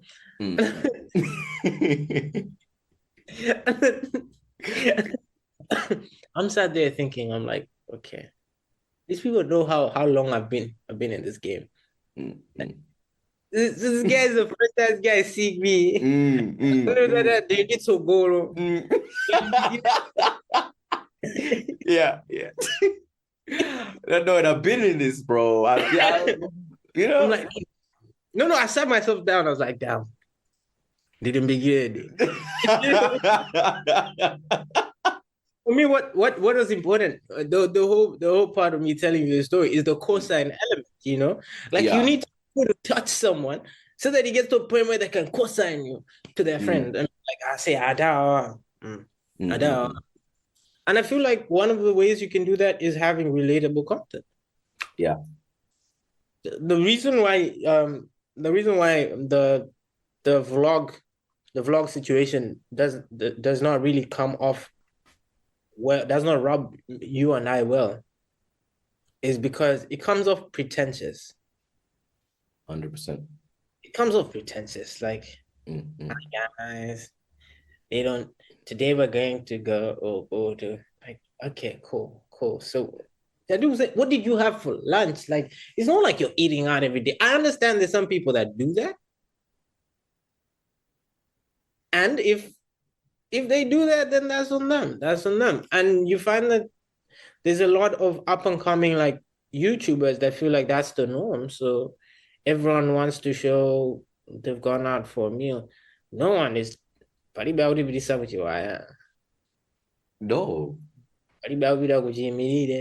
one. True. And trust me, there's a market for that. Yeah. I'll be glued to my phone. Like, I'm a pick and see my board. Yeah. 100%. And that's why, like the Nigerian, for example, like I watch a lot of like Nigerian like content, but you would be surprised the Nigerian content that I watch is like Zozama Zija, Dainaga Vida Guasinganga, Awanga vlog. Seriously, people are vlogging too. I'm like, I'm interested because I'm like, this is genuine. This is something that's happening. It's not. It's like, and you find those people have big accounts. Actually, one of my goals, if God willing, in the next few years, like I would really want to go. I really want to open a YouTube company in Malawi, just to create. Just buy like some really good cameras and just find like people that I think are capable of like creating content and just getting them under contract and just giving them equipment and being like, all I need is, let's say, 4 videos a week from you. Whatever you do with everything, that's on you. But you're under contract to me for like four videos. Because there's so much potential. There's so much potential, so much content that's not being shown. And you can monetize people, you can make serious money. You can be rich, not rich.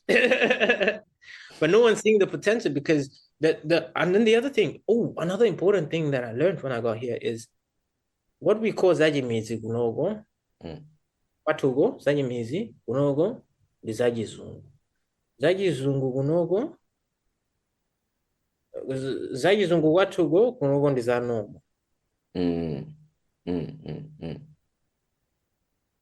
So for example, muntu mama kagula masamba kunsiga, like a farmer's market, kunsiga, is very normal.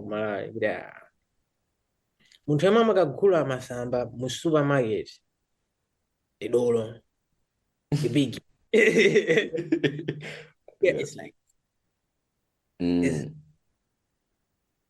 it's like, there's so much, there's so much like that is, so there's so much, like, there's so many things that we take for granted that have a lot of immense value. Right, that we don't give value because Timazonanga is normal.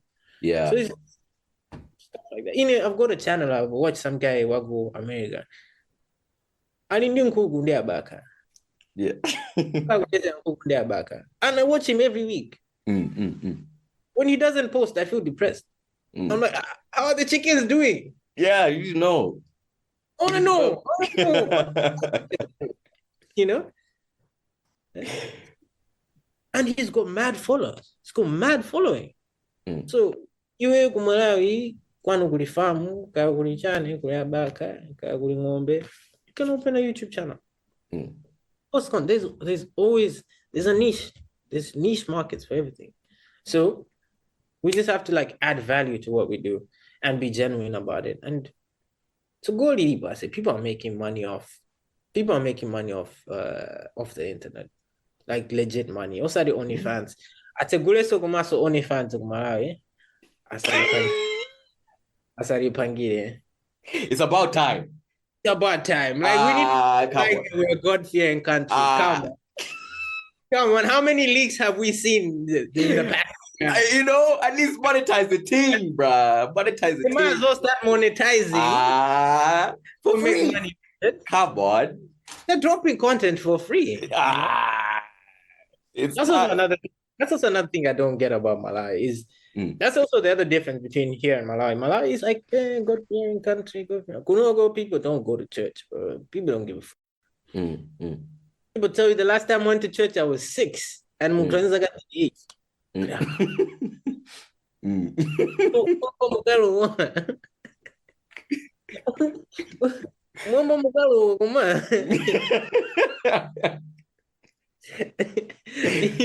Yeah. You know? So it's that kind of thing. There's this shift, you know, where people can do whatever they want. So as a creative, utamasuga kwanga ina yose. Utamasuga kafuna bangi focus on feed photography, bazi jambo la feed.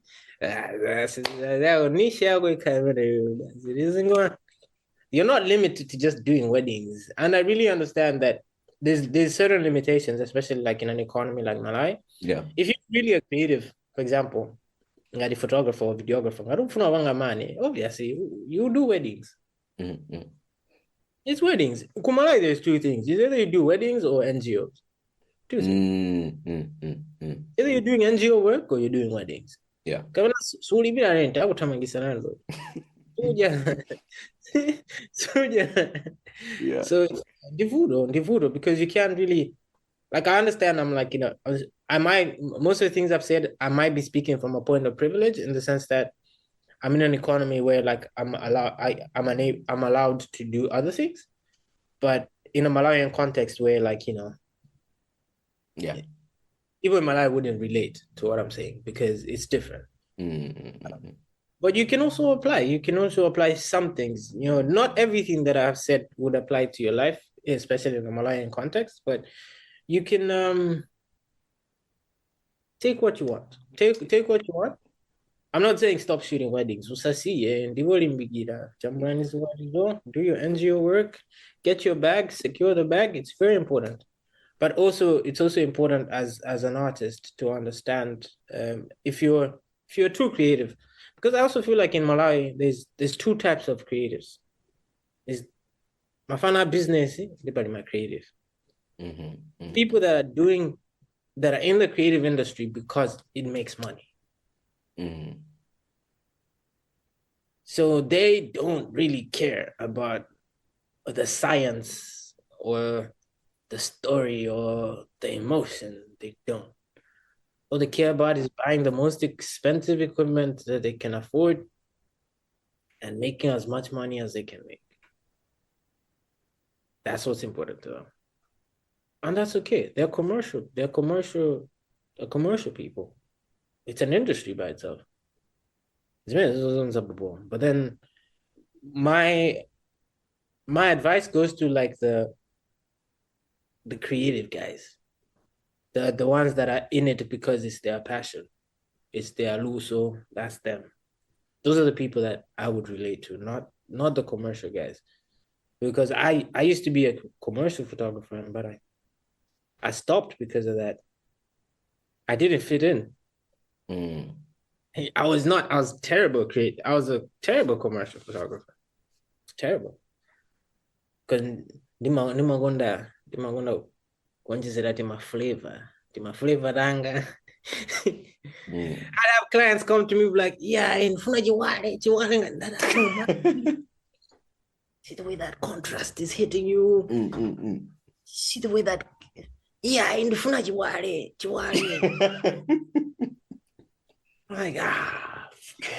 Yeah. Mm. it's like you don't see what I just did here, like, yeah. So it's that kind of thing where like, so it's yeah. I think eventually when you have the other thing is we as humans we have problems. Makandi mavure, like basically, pantai na godi mavuro mwele now ndi kulibira renti, kuja, and then when you sort that out, you get other problems. And you sort that out. So as a creative, you go through that, Yeah. I was curious about how you manage the creative and the corporate, because you still, you have a corporate job, more or less. I quit. So Ooh. I no longer work. But I'm looking for another one Okay. because they're very important. I I learned other skills because I realized that I was a terrible commercial photographer. Yeah. Even when I was working, even when I was still doing photography full time, I would do other jobs to supplement my income because I wouldn't work as much.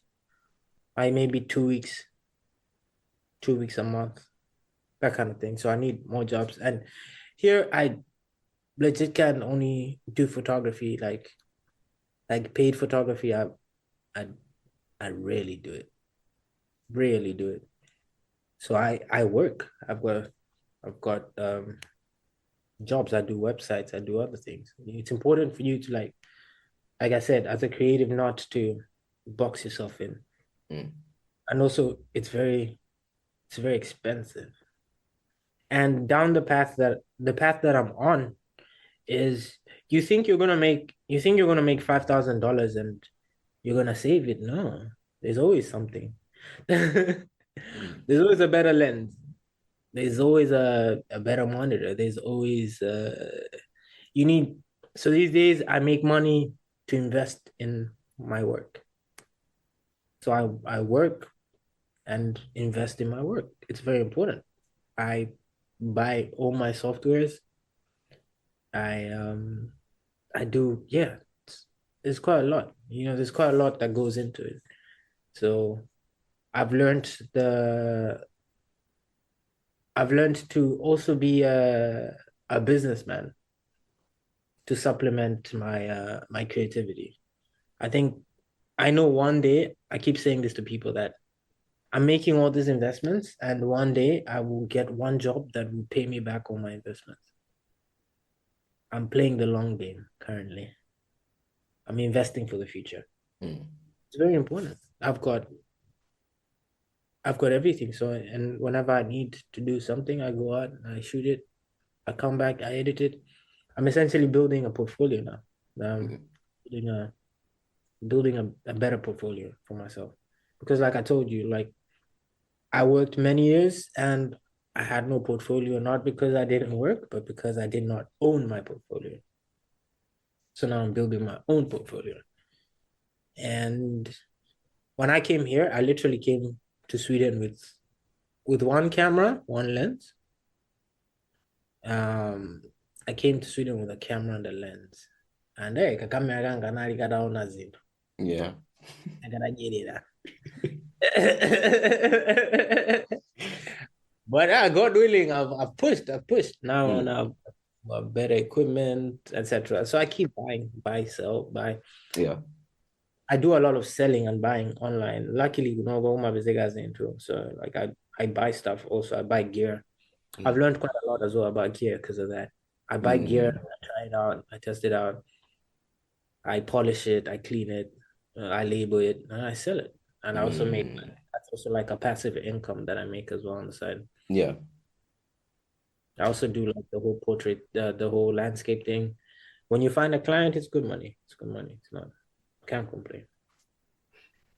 Do you how do you balance? Because like I know that you're super artistic. So before and even when you're doing the websites, like how do you manage like, research time and like feeling the emotions and also this thing is supposed to be here by Tuesday. You know what I mean? How do you balance the deadlines and the creative process? You've got 24 hours. Yeah. Use them wisely.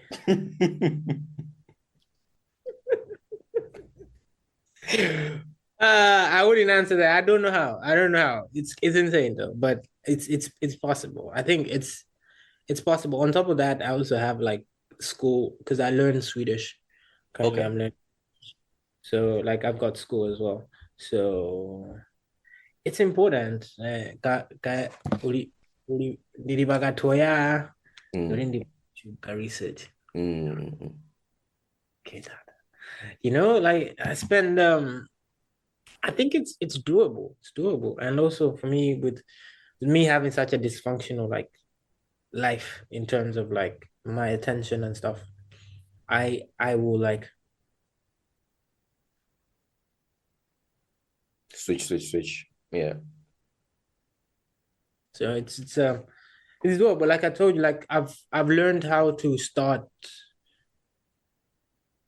way before. So if I have to do something at 10, I'll probably start at 6. Say Mm, something due on Friday next week. Nitawamba liroli. Pangon. Now. Pangon. Sunday. Pangon. John. So by the time I get to Friday, I'm done. Another thing I do is I go down rabbit holes. So with the whole rabbit hole thing is I'll dedicate a number of hours, like 8 to 10 hours on one specific task. And I will only leave my desk when I'm done with that task. So when it mm, comes to like work, because like I did quite a lot of social media marketing, websites and stuff. So what I do is I do things in bulk. yeah. So this is this is the home. whole month. I'd like be like, okay, this month what we need is this, that. And these days it's easy. You can automate a lot of things. So like I'd automate what I can automate, and then I just be like, Nagwira Cheeto for the whole month. I have to Mm, do is take calls and meetings. Be like, hey, jaguri, nabang, nabang. mm, mm, mm, mm, Oh, ndibang, but I've already done it. All I just did is yeah. So it's important. You can find ways. You can find ways to like be super creative and super busy because unless your creativity is paying for your lifestyle, I don't see why you should be a struggling artist. It doesn't make sense. mm. Learn something until you get to a point where your art can support you. Then drop whatever you're doing and let your art support you. It's very important because yeah, a lot of people, people suffer because they want to be you want to be an artist, you want to be a creative, but it's important not to suffer. Don't work hard. Work smart. You need to be very smart about like you need to be very smart. Think about yourself as a business. I like to think about myself as a business. Like my creative side, I used to think about myself as an artist, but these Yeah. days I'm more of a business than an artist. So I choose my investments, for example, like when I'm doing investments, etc. One of the reasons why I stopped using pirated softwares and stuff is because I know that if I'm able to get like a client, I can't really use pirated software Yeah. like a big client. I can't because it's ethics. I can't really do that. On my project, didn't use it, but then now I'm trying to go like if I'm trying to be like big and professional, like I need to like start.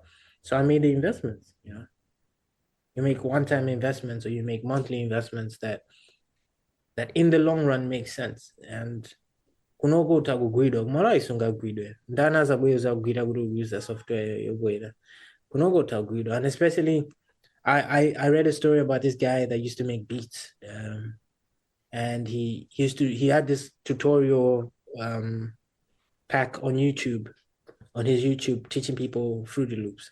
Mm. And our Fruity Loops and I'm full, so that chief. Timagonda content yano mano ka license mu user ko ne because Hey, kill me now, man. Damn. yeah, see, you Yo. should go this. Yeah, you Yeah. go ka license mu user ko because ko chikwane system watu name simu kubezeka mon. And they reported him. So he lost and his account was monetized. Mm. So are YouTube anamuteta because of that. Yeah. So you need to also be so you need to like make those investments, make those investments if you can, not if you can't. Mm. If you can, Mm. when you can, it's important to invest. Think of yourself as a business as well. So for example, Ngaradao and I lose a revenue stream Mm. because of when he started making money, he didn't go legit. Mm. Ankangona ngati basi sanga ndigwire makabe. Like quite honestly, like I don't know, maybe when I get really good at like let's say like making videos, I'll start posting tutorials online, and then they'll see the license and be like, die, I can't tell you, Yeah. push up a minute. Stuff like that for me, stuff like that. And also there's also another important thing where like you need to pay pay. There's so many resources out there, like I cannot Skillshare, you learn things. Yeah. Pay, learn things. But it's all my resources, for example, if there's someone that's selling something that can make your job easier, and you can afford it, pay for it. You don't have to reinvent the wheel. It's Yeah. an investment. It is legit kind an investment. And that's the other thing is that's why I said you make money, you invest. You make money, you invest. And eventually down the line, umazaipula. Umazaipula. Mm-hmm. It's for me, it's the long game. The long game. Before I figure level yokuthi, I've set my goal to like I want to get to a level where I'm making $5,000 an hour. So now I'm making the investments. That's my goal. Mm. That's the fee. That's where I'll be like, Bas, I want Daipura. Mm. Dineo. I want them wins that we didn't Dineo. That we didn't. But then it's important to make those investments. It's important for me to make those investments and think of myself as a business. And if I'm thinking about the creative side as a business, and then I'm also looking at like my working side as a business, that means I've got like, let's say, two jobs. Mm. I've got two jobs. So it's easy for me to like set goals. Uguguguri kunchiro bwana afuna hizi, uguso, na neso ndine bwana wanga, neso ndikufuna hizi. And then I work. So it's basically I have two jobs. I work two jobs. Mm. Yeah. So it's important. It's important. So I primarily just work just to have a constant income stream. I never want to worry about cash. Mm. It's financial freedom is got freedom go good my creatives kama wavuda kugambesisa. But it's very important Mm. where I know my fridge is stocked, I know my rent is paid, I know my bills are paid, and I know that it's gonna be so for the foreseeable future. So if I've got a contract, it's a year or 2 years or 3 years. I know for those 2 years, zilijoncho. So now I work around that the schedule, yeah, the people that are affording me that freedom. So if it's 8 hours a day, I know that out of 24, 8 do not belong to me. 8 belong to someone else. And then I can use the rest for my it's a necessary evil for now. What's the long goal Uh, outside of financials? the long goal is to become a farmer. I really want to become a farmer. All these things that I do is to become a farmer. Okay. Mufuna kama limit. Mm. I'm not I really love farming. I watch a lot of farming videos. I want to be a farmer, but I don't want to be like a normal farmer. I want to be like a commercial farmer. I want to like have like a lot of land. So the only way to do that is to like make a shit ton of money because it's expensive. So it's very expensive. Like I even now like in the next few like my goal for the next year is to become a junior programmer because it makes more money than what I'm doing currently. So I want to like get a better day job as well. So for me, like I never stop. Like it's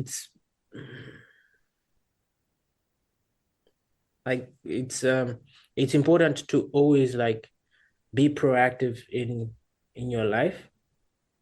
Be very proactive in your life and understand. And the world is switching. I think Muna Kumalawi, it's not as easy to see it. Kumagonogo, it's very visible. Very visible. The world is switching. There's so many jobs that are being obsolete. Garibanova muntu ubira kugora ejura ugapunzia ga janjani. Ay. Nchiro si zakarabo. Muna Kumalawi zakarabo. Maguno mbola. People are losing jobs left, right, and center. And the other thing you need to understand is when it comes to creativity, like we get paid because of surplus. That's when we get paid. Because people, for example, you host your podcast on like Spotify, yes? People need to pay for Spotify. People are not going to pay for Spotify. So you don't get money. Photographers, people only you only get many bookings when people can afford you. So if the economy, people are not gonna be able to afford you. Yeah. So it's very important to also look at where the world is going, like the economics of the world and stuff, and be aware. Yes, ufuno kari chan, but then you also need to think, kuri, when people cannot afford me, uzingu kara kudanda as businesses we and no. You need to also be able to like think outside of the box. You need to like get skills that you can leverage when your creativity is not there. For example, I'm a nobody here. Like no one knows me as a photographer. Only kumalai and people don't know me. So I can't really make money off photography like that. But I'm leveraging the other skills that I have.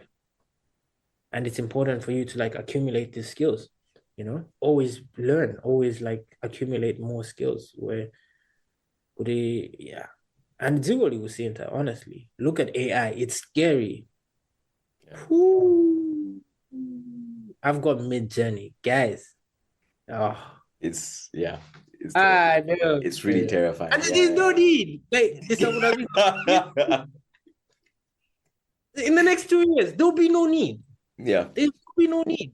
Mm. The next 2 years, uzika moja tuzi yao mkununa say, kandige ni vapiri, dida nega. Nduri wewe kurenga chituzi jija, ufaka ba internet. Nduri photographer uja wangon chega. No need. No need. So you see, like this. So I'm sitting there looking at all these things, and I'm like, damn. I need to evolve. I need to evolve as a creator. I need to evolve. And it's very important to also like look at like your surroundings and think about what's coming. More. It's like magaya man kabanga ma phone book. Oh, the poor boys. Yeah. Magaya man kabanga ma phone book. Internet. Yeah. If I'm a phone book. Annually. Yeah. Gone. Absolutely. They're gone. Don't work. So it's that kind of thing where it's important. It's important to understand. And like I said, I'm fortunate enough to be closer to those changes than let's say someone in Malawi, but eventually it trickles down. It trickles down. We're living in a smaller world now. So very soon, kami jani gaja, kasanga and tunchido ndito. You'd be able to take your phone, take a picture, and AI will do its computational things. And it looks better. It looks way better. Way better. It will look way better than any photographer's work that you have currently. So in the beginning, for me, I'm always looking at it. I'm like, I need to evolve as a person. So that's actually why I find myself in this duality of I have to work and I also have to like be a creative. Because even when I'm doing the whole work thing, like I'm working in a field that is close to my field, but also I'm looking to expand like my technical expertise in markets that I might be able to like offer my value. So also when I'm in that, when I'm doing my work things, I'm using my skills, like my photography, my videography, etc., skills. Also using those skills in my work. So like, yes, I'm working, but I'm also practicing. I'm also like doing things. So it's a job. It's a 9 to 5, but then it's like chigabu. Tell me, can I do that? Does that tell me? Does that tell me? So I'm taking knowledge and I'm just basically just doing this, and then this work thing is making me. I can afford my apartment. I can afford my things, and kuri samari akuvutika mwana uja izinga zvenezo. Because life here is different. Zasiyana ndi kumalayo kuti nditokale nditonera kuti ndiziri mati masamba panja kuti it's different. It's very different. So I need to be ahead. I need to be very proactive, especially. Kunogo, I say, fuck around, you find yourself towards all homeless. Yeah. Kuri anima takutambula kumara musanthamangise yeah. Have you ever been close? No. Yeah. Never. Oh, you keep your ducks in a row. I've never. I don't know. Like I'm very. Like I've got that hustling lifestyle. Like it's like I feel very uncomfortable when I don't have money, or when I know that I need money. I feel very uncomfortable.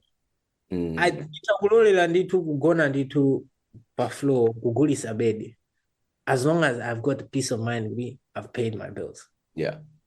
Because I know that I will buy a bigger and better bed. Actually, I've got a spare bed just for those cases.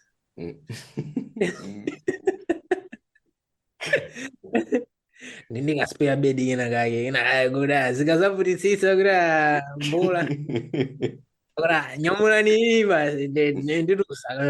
but then it's very important. And also like ni muntu wankulu pano zasiyana ni magaya ndakula, so I need to be very kind of serious anymore.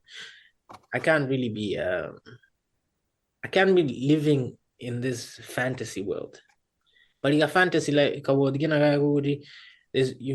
live in this creatives that live in this bubble where you feel like you're gonna be really big. You're gonna be, but it takes a while. Like I love what Davido said. Davido said, like, you don't know. Maybe it's today, maybe it's tomorrow. You never know. Because, for example, for him, it took him 12 years to get an album that's in the top 100. Imagine 12 years, you haven't expanded your knowledge base, you haven't done anything. You've become a really good creative, but your break comes after 12 years. That's a very long time. So what are you going to do for those 12 years? Are you going to continue living in your parents' house? Waiting for your break? You need to be very, that's actually why you find in Malawi, you find someone used to be a really good creative and Panova and Abizanchino on the accountant or grandchildren. And they eventually just they fizzle off. They fizzle off, they die as a creative because they're making so much money on the other side that, and then they get married, they have kids, and they move on. Yeah, that's also like one of my struggles, like because like I'm on that line where I'm making my life on the other side, and this is more of like a passion now, but I need to continue creating because I don't want it to die, I need to keep it alive.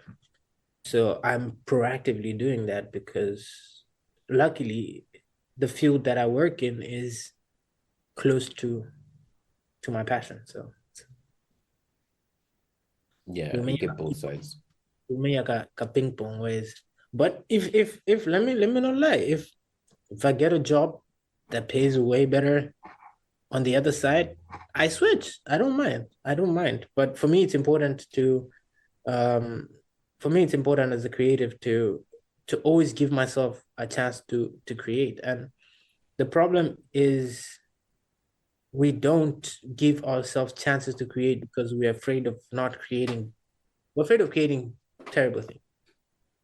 You always want whatever you create to be like a masterpiece or anything. So these days I just want to just put things out. Like I'm struggling with it now, but that's really what I want. I just want to like just to be out there and eventually, yeah.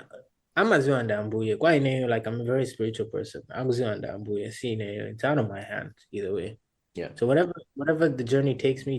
But to answer your question, it's very important for you to like have financial literacy, like as a creative. So ngati kuli kugwira ntchito kuti your bills should be paid, kagwira ntchito. The creative industry pays. It pays. It pays. It pays. But then kuti uzafikepo kuti because between me making, give or take, between me making $5,000 a month and me making, let's say, $1,000 of my creative work, I honestly would rather full-time work and make the 5,000 and part-time be a creative and make the 1,000. Even make 200. Because it doesn't make sense. At the end of the day, what's important is me making it in life and me surviving. So if I'm not making it in life, think about it this way. Ngati iwewe ukupanga 5 pin, ngati upanga 5 pin. Mwako kunchito. Ngati upanga 5 pin. They kuli 1,000 ya creativity, right? Why would you sacrifice the 5,000 because you want to be a creative? Doesn't make sense. Financially, it doesn't make sense. Get the 5,000, do it, save enough money. Eventually, when you've got like everything you need in life, you can be like, okay, cool. I'm going back to being a creative. It's very important because it's expensive. It is. Being a creative is expensive. It's not just me just having my camera and I'm done. The softwares I use are expensive. I need internet, which is expensive. I need dude, it's expensive. It's not just like me just having a camera. Just the mere fact that I'm a creative, like the inputs that I need for me to create, they're expensive. So me not thinking of how I can afford those things, how I can make myself afford those things, is also a disadvantage to me. Because if I want to get to a level that I want to get to as a creative, I need to make the investments. And the only way to make the investments is for me to find the money. The only way for me to find money is for me to work. Yeah. So a lot of people are usually surprised, even when I meet like creatives, and they're like, oh my God, you must be making a lot of money. Like, no, oh, how can you afford all this? Like, work. Yeah. Yeah, it's like, yeah, there's this thing about you being a creative and you being a struggling artist. For me, I don't know. It doesn't resonate with me. It doesn't. I love the soft life. I'm a soft life child. Yeah. I'm a soft life child. I need things, I need, like I said, my skin needs to look nice. I'm not gonna start using Vaseline just because I want to be a creative. No. Yeah. Moisturizer. I need all these nice things. So, I'm gonna go work. I'm gonna go work. And I'm still gonna be able to like churn out. Like I told you, less is more. So like let's say I put out 3 videos a month. That's enough for me. Like I make sure that those 3 videos are really powerful videos. Yeah. And yeah, so dini my weekend I even got 4. 4 weekends. I've got legit kind of got 6 full days that I can dedicate. I can dedicate 6 full days to like 3 videos or even 2, and then the rest of the month belongs to my boss. I go to work, I do what is needed. At the end of the month, I pay my bills, etc. Then I can afford to come sit on my desk and work. Yeah, because everything is expensive. Yeah, electricity, everything. These are things that keep me up at night. Things that keep me up at night, and it's very important. So that's a skill that we need as creatives. You need to also be like, stop living in a fantasy. Wake up, look at the world around you. How do you make yourself better? This version of you. you know? Mm. How do you make yourself better? How do you make as much money as you can potentially make? How do you better your life? And also, it's not just your life. You've got other people around you. You've got your family. So it's very important. So you need to wake up, be aware, and then do it. And also, day two, creativity works well with Kauri Suli Mavudo. What Yeah. do you think? Why do you think actors get paid all that money? Yeah. Because Fair. they want to stop stressing. Just worry about just acting. That's the Mm-mm-mm. thing. So if I'm not worried about food, anything, etc., now I'm worried about okay, camera in the eh? If I'm not worried, that's actually why, for example, like now, for example, like I've got like let's say I've got like a drone. Now I don't even need to worry. I'm like, I say, I'm going to be no, I'm going to use a drone. Yeah.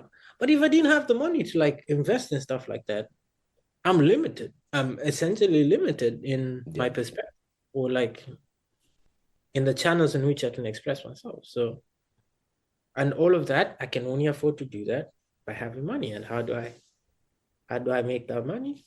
Work. Mm-mm-mm.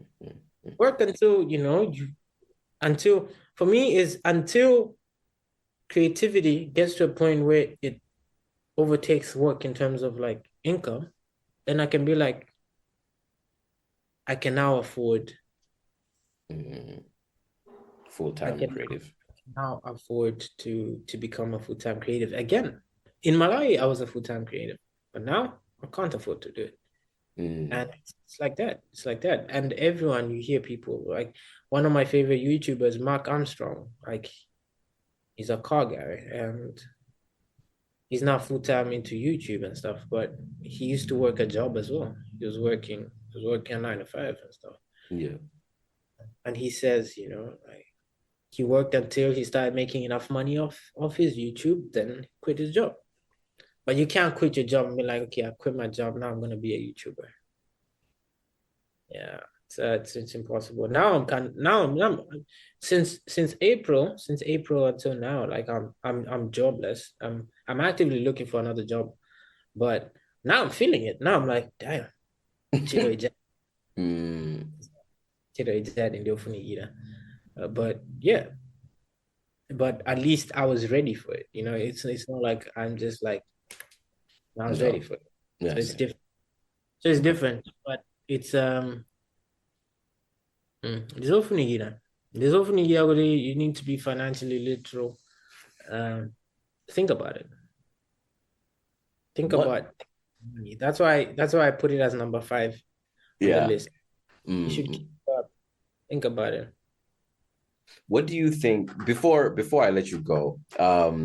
You mentioned several times about research and researching different things, and I wanted to get your perspective on how do you structure your research, or is it just like, let me go look at this video, or let me, are you an articles person? How do you go about that? First, and I this is for someone who's like, they want to get where you are. They've seen your work. They've seen how this guy, he knows, is the GOAT, right? This is Ben, this big Ben, right? I want to be like him. How do I research like him to in become bed. his knowledge? Being bench is dead. So if you wanna be like Oh him, yeah, that's them. Who've seen. so rich. Yeah. So I hate reading. If I'm being honest, I'm not a big fan. I'm not a big fan of reading. I hate it with a passion. But um, I like I like articles. I like watching. I watch a lot of videos. I watch a lot. Watch a lot of videos on everything: politics, economics, um, color, film. I watch documentaries. I watch biographies. I watch a lot of stuff. I lead. Um. Sometimes I go on Reddit. I go into those forums and I follow discussions. Oh, that's where the gems are. Oh, Reddit discussions. Mm. There's some gems. There's some gems. Just go on Reddit and just type in anything you want. Like let's say like let's say contrast in ABCD. Just there's gonna be some forum where they're discussing it, and usually they usually like some people like have articles tagged, YouTube videos tagged. So sometimes it's like a summary that Mm-hmm. gives structure to like the research. Um, yeah, and I want to get into books as well, but the problem, my major problem with books is I just don't like books. I hate books. But yeah, there's we live in an age where we have got an abundance of knowledge, got an abundance of knowledge. So you can research. Mm-hmm. Only YouTube alone, like you can get in-depth knowledge of stuff. Like for example, like this week I've been learning this scientific method of there's a scientific method of color grading, and I've just gone down that rabbit hole. And actually, like the video in the gym, like if you see, like it's got this really really old film Mexico vibe going on. That Mm-hmm. was me just implementing what I'd been researching and seeing if it works. Mm-hmm. It's that kind of thing, you know. Like I am like I told you, like I spend time editing stuff. Most of the stuff I edit, I don't even post because it's just experiments. Like I will Yeah. read, I'll experiment with it, and I'll see if I like it. If I don't like it, I'll be like, nah, let's try something else. Then rinse, repeat, rinse, repeat, rinse, repeat. And it's very important. It's very important to have knowledge, to be successful in this world. Oh, To be successful in this world, you need to know economics, politics, uh, economics, politics, uh, law. You need to know like law. You need to understand the law. There's a bunch of things you need to know. Like it's important for you to like have a general knowledge of understanding, and it helps you quite a lot mm. as a creative. You know, things like taxes, things like yeah, there's quite a lot. So I spend a lot like just bouncing through all those disciplines. Like I research quite a lot. I don't limit myself to what I'm researching in that period. Um, Depending on what I'm feeling, I I Yeah. learn. I even have so much knowledge. I swear, Panoba, if a car was to break down, I'd probably take it apart just off YouTube videos. But young mechanic thing. Like I'm very interested. Like I told you, like I said, how in the MBD. I think I've come to realize I said time. We've got a lot of time as humans. It's just that we feel I don't know. Maybe it's priorities. I don't understand. Kuri Dichan. Ntawe makanga like so there's a skill. You can learn how to slow it down. Mm, Pay attention to things. mm, mm, mm. As a child, I swear, the days were longer when you were a child. And apparently the reason is because you noticed things. So when you were storing your day, what did I do yesterday?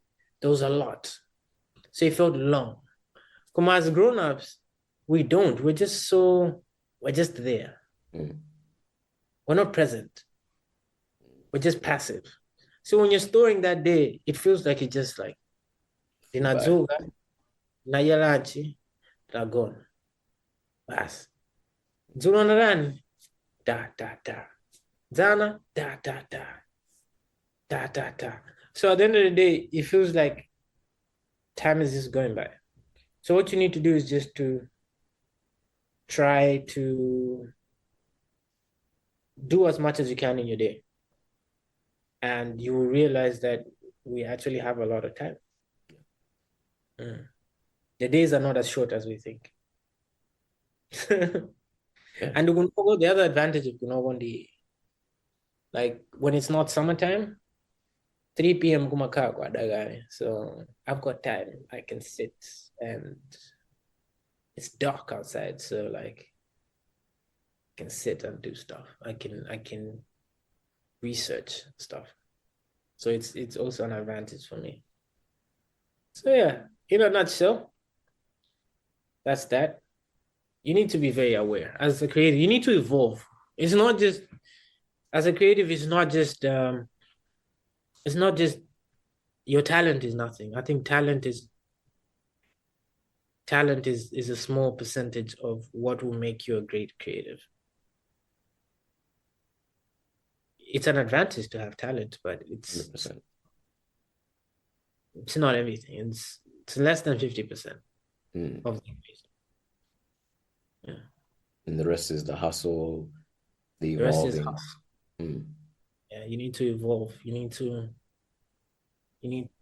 evolve as an artist. You need to know how to hustle. You need to know how to look, be aware. Be aware of your environment. Because for example, like another thing is most of the times people that make it, it's opportunity. Being aware that there's an opportunity, seizing that opportunity is a skill that a lot of people don't possess because they're not aware. So it's that kind of thing where if you're not, if you lack that knowledge, if you lack that drive, you don't grow as a person. And especially we're in a world where things are different now. Things are different. Like example, Maguza, the AI thing. Yeah. In a few years' time, there's gonna be a bunch of people. They're gonna be the phone book people. Yeah. Yeah. Yeah. And we will look back at that and be like, I don't know about you, but I look back at the time, like I knew this would happen to them. Yeah. Yeah. I knew this would happen to them. It's like people in Malay, in my bureau. Again, my bureau. Yeah. Ali good. And I because of that. This is that thing you need to if you do not yeah, if you do not have that skill of knowing, I need to evolve as a person, you get left behind. Yeah. And the world's changing. So yeah, that's my advice to the young creatives uh, as they labor. And please, don't worry, it gets better. It gets better. I Yeah. think it No, gets I, better. The I you grow, think, the more you yeah. reveal. Yeah, I think, when you're young, as if I'm old, when you're young, you don't know, you don't know where to start. You don't know where to even tackle it and enter into the thing. So like conversations like this, for me, I'm learning so much. And hopefully other people do, because of everything that you've seen, and especially the different perspective that you bring, right? Being outside of Malawi, being there and then out and then seeing the difference, you're able to like point out, okay, there's flaws like this because I've seen it being done better this side and that side. And it's honestly very appreciated. You know, I think Yeah, I so think you've given people a lot to think about. it's very important to because allow. Oh, I forgot one thing. Allow yourself to make mistakes. Mm, Forgive yourself for your mistakes. It's very important. You're in your 20s, they're yeah. 30s. 30s are waiting for you. They're there. Yeah. You're in your teens, the 20s are waiting for you. They're there. The person you are today is not the person you're gonna be tomorrow. So if you mess up, ask for forgiveness, forgive yourself, get yourself up and move on. It's very important. Forgiveness. Like for me, I forgave myself for the person that I was. Kwa umwe mugundiziwa nga ninakulagwira ni zanu, but I'm a changed person. Forgiven myself. I hope you can forgive me. It's that kind of thing. So Yeah, it's you that is the whole evolution part of the conversation I was telling you. You need to evolve as a human being and allow yourself to make mistakes. Allow yourself to make mistakes because from mistakes is how we learn. When they tell you, oh, someone says something guess you wouldn't hear it. You'd be like, these people don't want me to enjoy life. But take a phone, go into the plug. Like that's how I learned. When I took a fork, I went into the plug and I Yeah. plugged it. At Yeah. first, it felt good. I was like, hey, next thing, I was like, never again, Yeah. never again. Yeah? Yeah. I was the child that used to tell people, don't touch that, it's evil. Yeah. Because I learned from my experience. Yeah. And as an adult, I think I'd forgotten, but recently I've started I rekindled the thought and started practicing it again, where I allow myself to make mistakes. Mm-hmm. I allow myself to fail. I love the process of attempting something and failing at it because I don't look at it as a negative anymore. I look at it as a positive because I am learning. I take the positives from it. Like, okay, what did I do wrong? What can I do better? That's how I told you I can spend 18 hours editing the same clip. Mm. And I love it. Because I'm like, oh, I messed up. Okay, where did I mess up? Okay. I need to find it. I need to find it. You know, and it's a good skill because you know there's a lot of negative energy that comes with you not allowing yourself to make mistakes. You start feeling worthless. You start feeling like you ain't shit. Mm. And that's the wrong space to be in, especially when you're young. That's the wrong space to be in. So allow yourself to heal. Allow yourself to to make those mistakes and forgive yourself. Love yourself. That's the other thing. Love yourself as well. What's up with yourself? Zigo and day. You can't love other people. You know, I see people, oh no, I love my boyfriend. But do you love yourself? Mm. You know? Yeah. Love yourself as well. Love yourself. Love yourself. And yeah, the mistakes are important. The mistakes are important. I think older people, I think we don't have conversations with older people. I've been fortunate enough to have conversations with like my parents and a few other older people, and they will tell you, they'll tell you regrets. Regrets are not a good thing to carry around. Do Yeah. not be regrettive. Allow yourself, like to forgive yourself. Like you, you make a mistake, you learn from it, then you move on, Mm. and you don't make it again. Mm. And it's easier for you to make mistakes when you're younger because there's less consequences when you're younger than when you're an older person. Yeah. It's important. As a creative also, it's important. Experiment. If it doesn't work, forgive yourself, move on to another thing, experiment. And you can always reinvent yourself. There's no limit. Reinvent yourself 1,000 times. Mm. 1,000 times. Gadiweo, if podcasting doesn't work, maybe try becoming a stand-up comedian. I don't know. Just do whatever. That's what I'm saying. Like, there's a limit. You never know. You never know.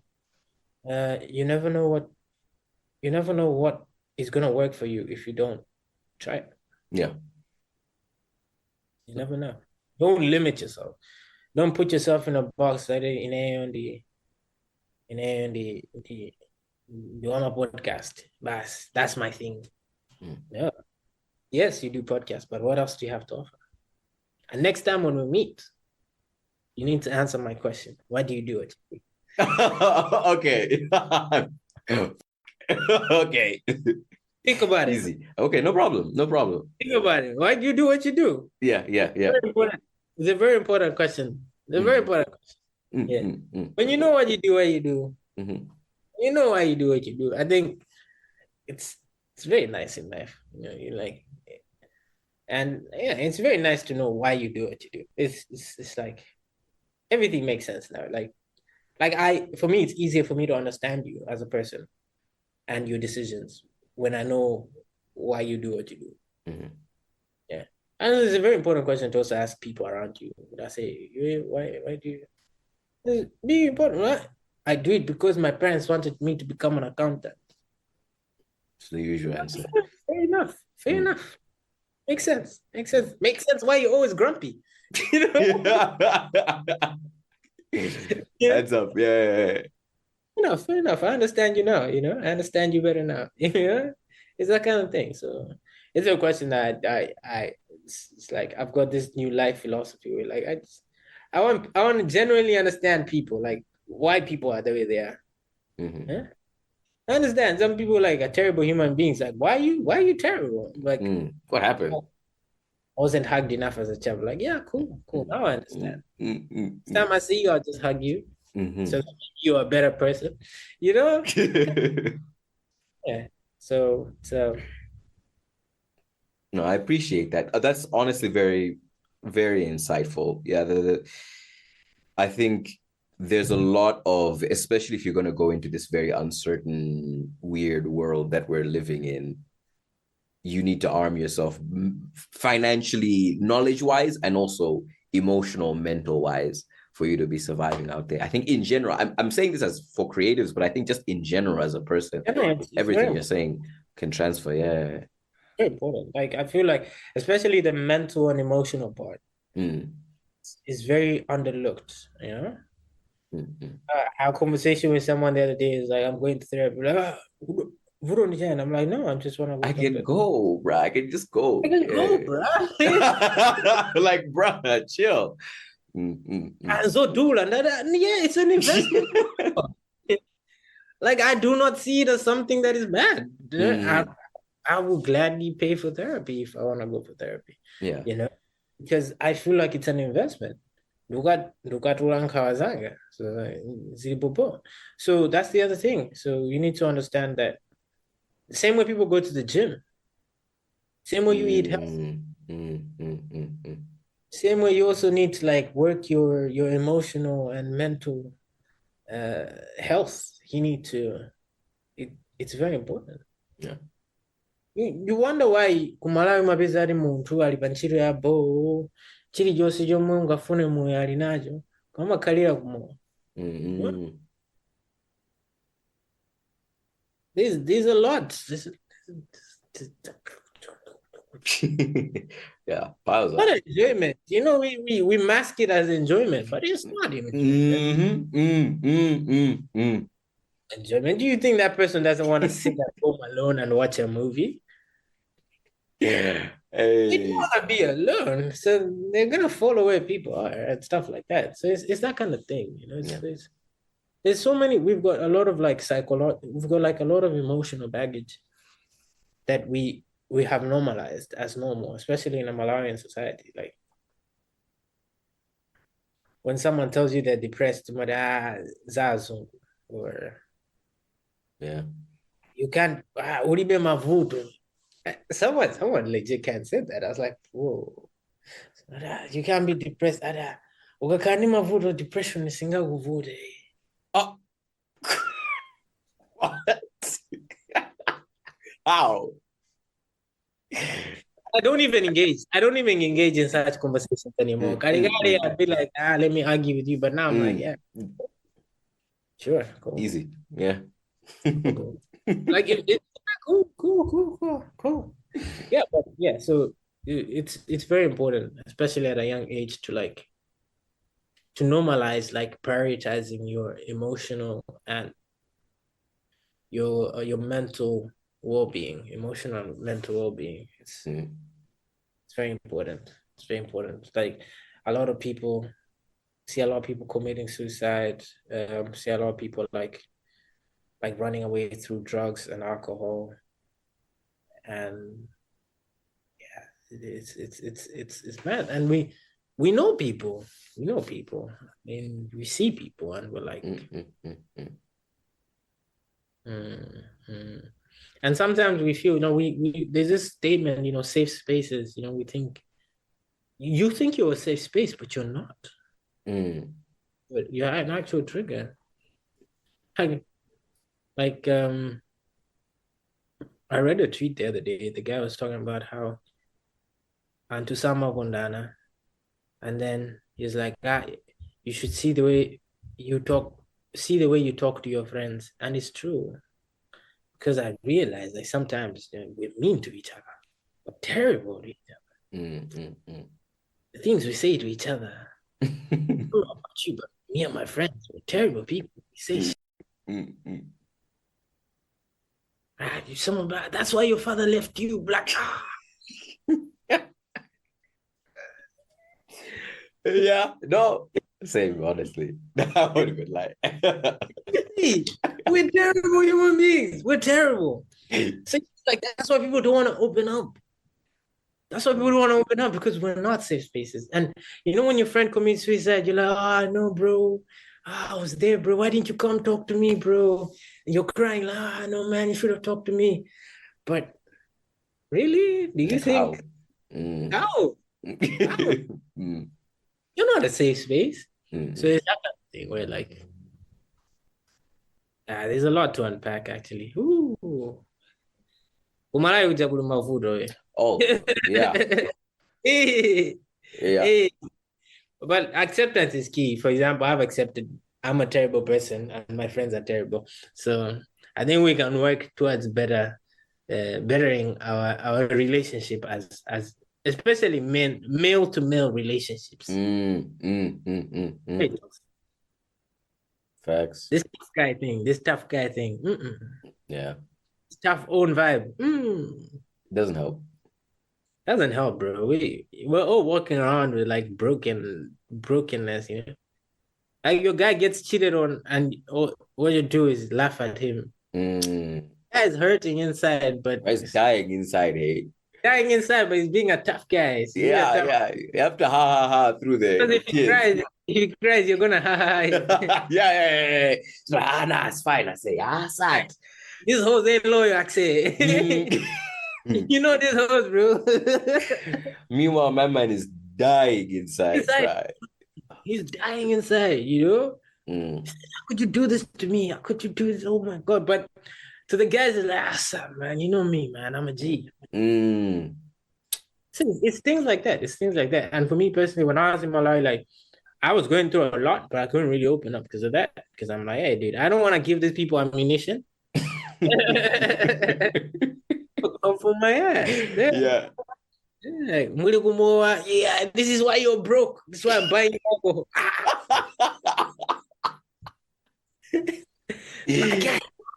Hey, yo. Yeah.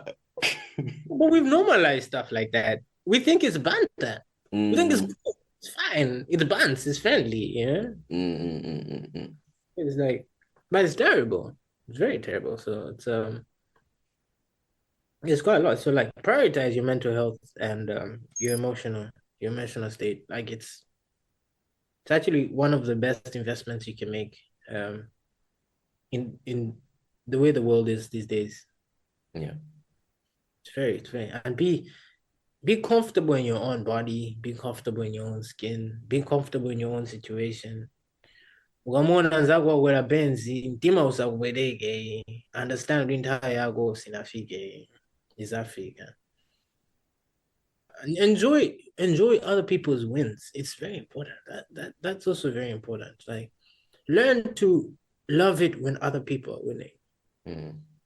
Because we don't love it when people are winning, but we're the first people to complain when other people troll us when we're winning. Cry mental health. Because it's the vicious cycle. When someone else is winning, like, mankwala ameneo, aguli sama drugs. Or I know Andy Sugar Mommy, Andy Sugar Daddy ameneo. That's how they're making the money. But when it's your turn, you've put in the work, you've worked so hard, you know how hard you work, you're now making money, you've now bought yourself a car. When people start saying those things, they hurt you because you know how hard you've worked. You know how much sweat, energy, and tears you've put into getting to where you are. When people troll you, it hurts. And you go crying, oh no, it's affecting my mental health. But you forget that when other people were winning, before you started winning, you didn't appreciate the same. You're doing the same thing. And it's a vicious cycle. It's a vicious cycle. So you need to learn how to appreciate when other people are winning. Appreciate, love it, comment, give them encouragement. It's because the energy you put out is the energy you get. When it gets to your turn, trust me, when someone comments something negative and you've always been putting out positivity, trust me, the people, and you don't even need to raise a hand. The people will be like, dude, you're a bad person. Like, they'll tell the person, you're a bad person. All this person does is just come here and like brings positivity. Why are you this person? Yeah. But if you're that person that brings negativity, when negativity is coming your way, it's your brand. People, your negativity is your brand. No one's gonna be on your corner. No one's gonna. Fair. So it's important. These things, like things I wish I knew when I was younger. Yeah, definitely. Things I wish I knew when I was younger. These days, even on Twitter, like I don't. Like there'll be times when I want to reply to someone, I'll type the reply, I'll read it, and I'm like, nah, I'm better than this. And I'll just delete it. I was like, I cannot um cannot damage someone's mental and emotional well-being at the expense of making myself feel good. It's very hard for me to do these days. It's very hard. I'd rather take an L. I'd rather take an L than be like, haha, you win, you win. And be the reason why someone feels shit at the end of the day. It's very important. It's very important. And I wish a lot of people knew that, And yeah, I think these things would also translate into you as a creative, the way you work around other creatives as well. If you're that person that always brings the nice vibes, I think people want to get you around, and you'll be surprised. People will call you, be like, "Oh no, there's this project, and we're looking for someone. I thought about you. Would you be interested in doing it?" And you never know; it might be a really good project. Also collaborate. It doesn't even need to be something very productive. It can be something stupid. Just collaborate with people. Like I really want to start doing this thing. I want to start the whole podcast thing. I also want to start doing it because but I don't want something serious. I just want bands. I want me to talk to someone for like an hour where we just crack jokes about stupid. Vibes, yeah.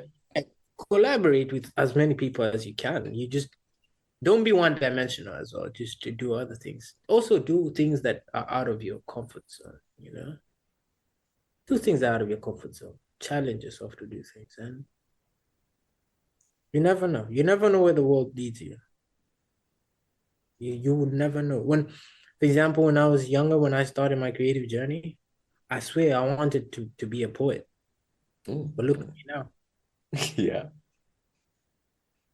If I'd have stuck to like if I'd have stuck to the same journey, I don't know, maybe I'd have been a good poet. Maybe. I read an old poem the other day and I was like, damn, I was good. Yeah. But I wouldn't see myself performing. Like I wouldn't see myself performing. But yeah, so it's that kind of thing where like, yeah, you just have to be open as well, and the energy, the universe will lead you where it wants you. But you need to play your part. You need to be active. If you're not, then yeah, you be the phone. You be the phone. Yeah. Just write it on your board somewhere. Do not be the.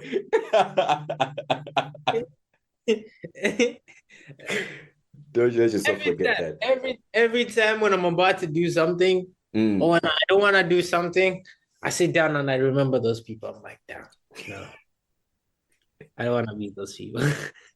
Don't be the phone book guys. Don't be the phone book guys. That's such a terrifying, but it's so, you know what? It makes sense. It makes sense. Don't be the phone book guy. Don't be the typewriter guys. Who else was there? Don't be Blockbuster, you know? Don't be Blockbuster. Oh my God, don't be Yeah. Blockbuster. Oh God. Blockbuster. Yeah. Shit. Nah. Man, Understand. yeah. Understand. Eras come to an end. You Mm. understand. You need to evolve as a human being. You will never continue being the same guy. No. Even Coca-Cola changed their formula. Coca-Cola, who are you? You think you're better than Coca-Cola? It's Coke Light, Coke Zero, Yeah. Coke Raspberry, Mira. Who are you? Who are you? No, 100% facts, I'm bro. telling you, it's Mm, really like, mm. you understand that evolution. This is why we don't live in caves anymore. Evolution. Mm. Either you move with it or it leaves you behind.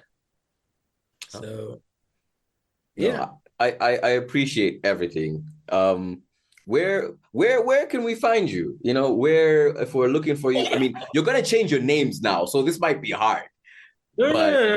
So okay, I told you, like I've switched everything to Benjame Abbey. okay. So everything is under my actual name now. Um, I've got my website running.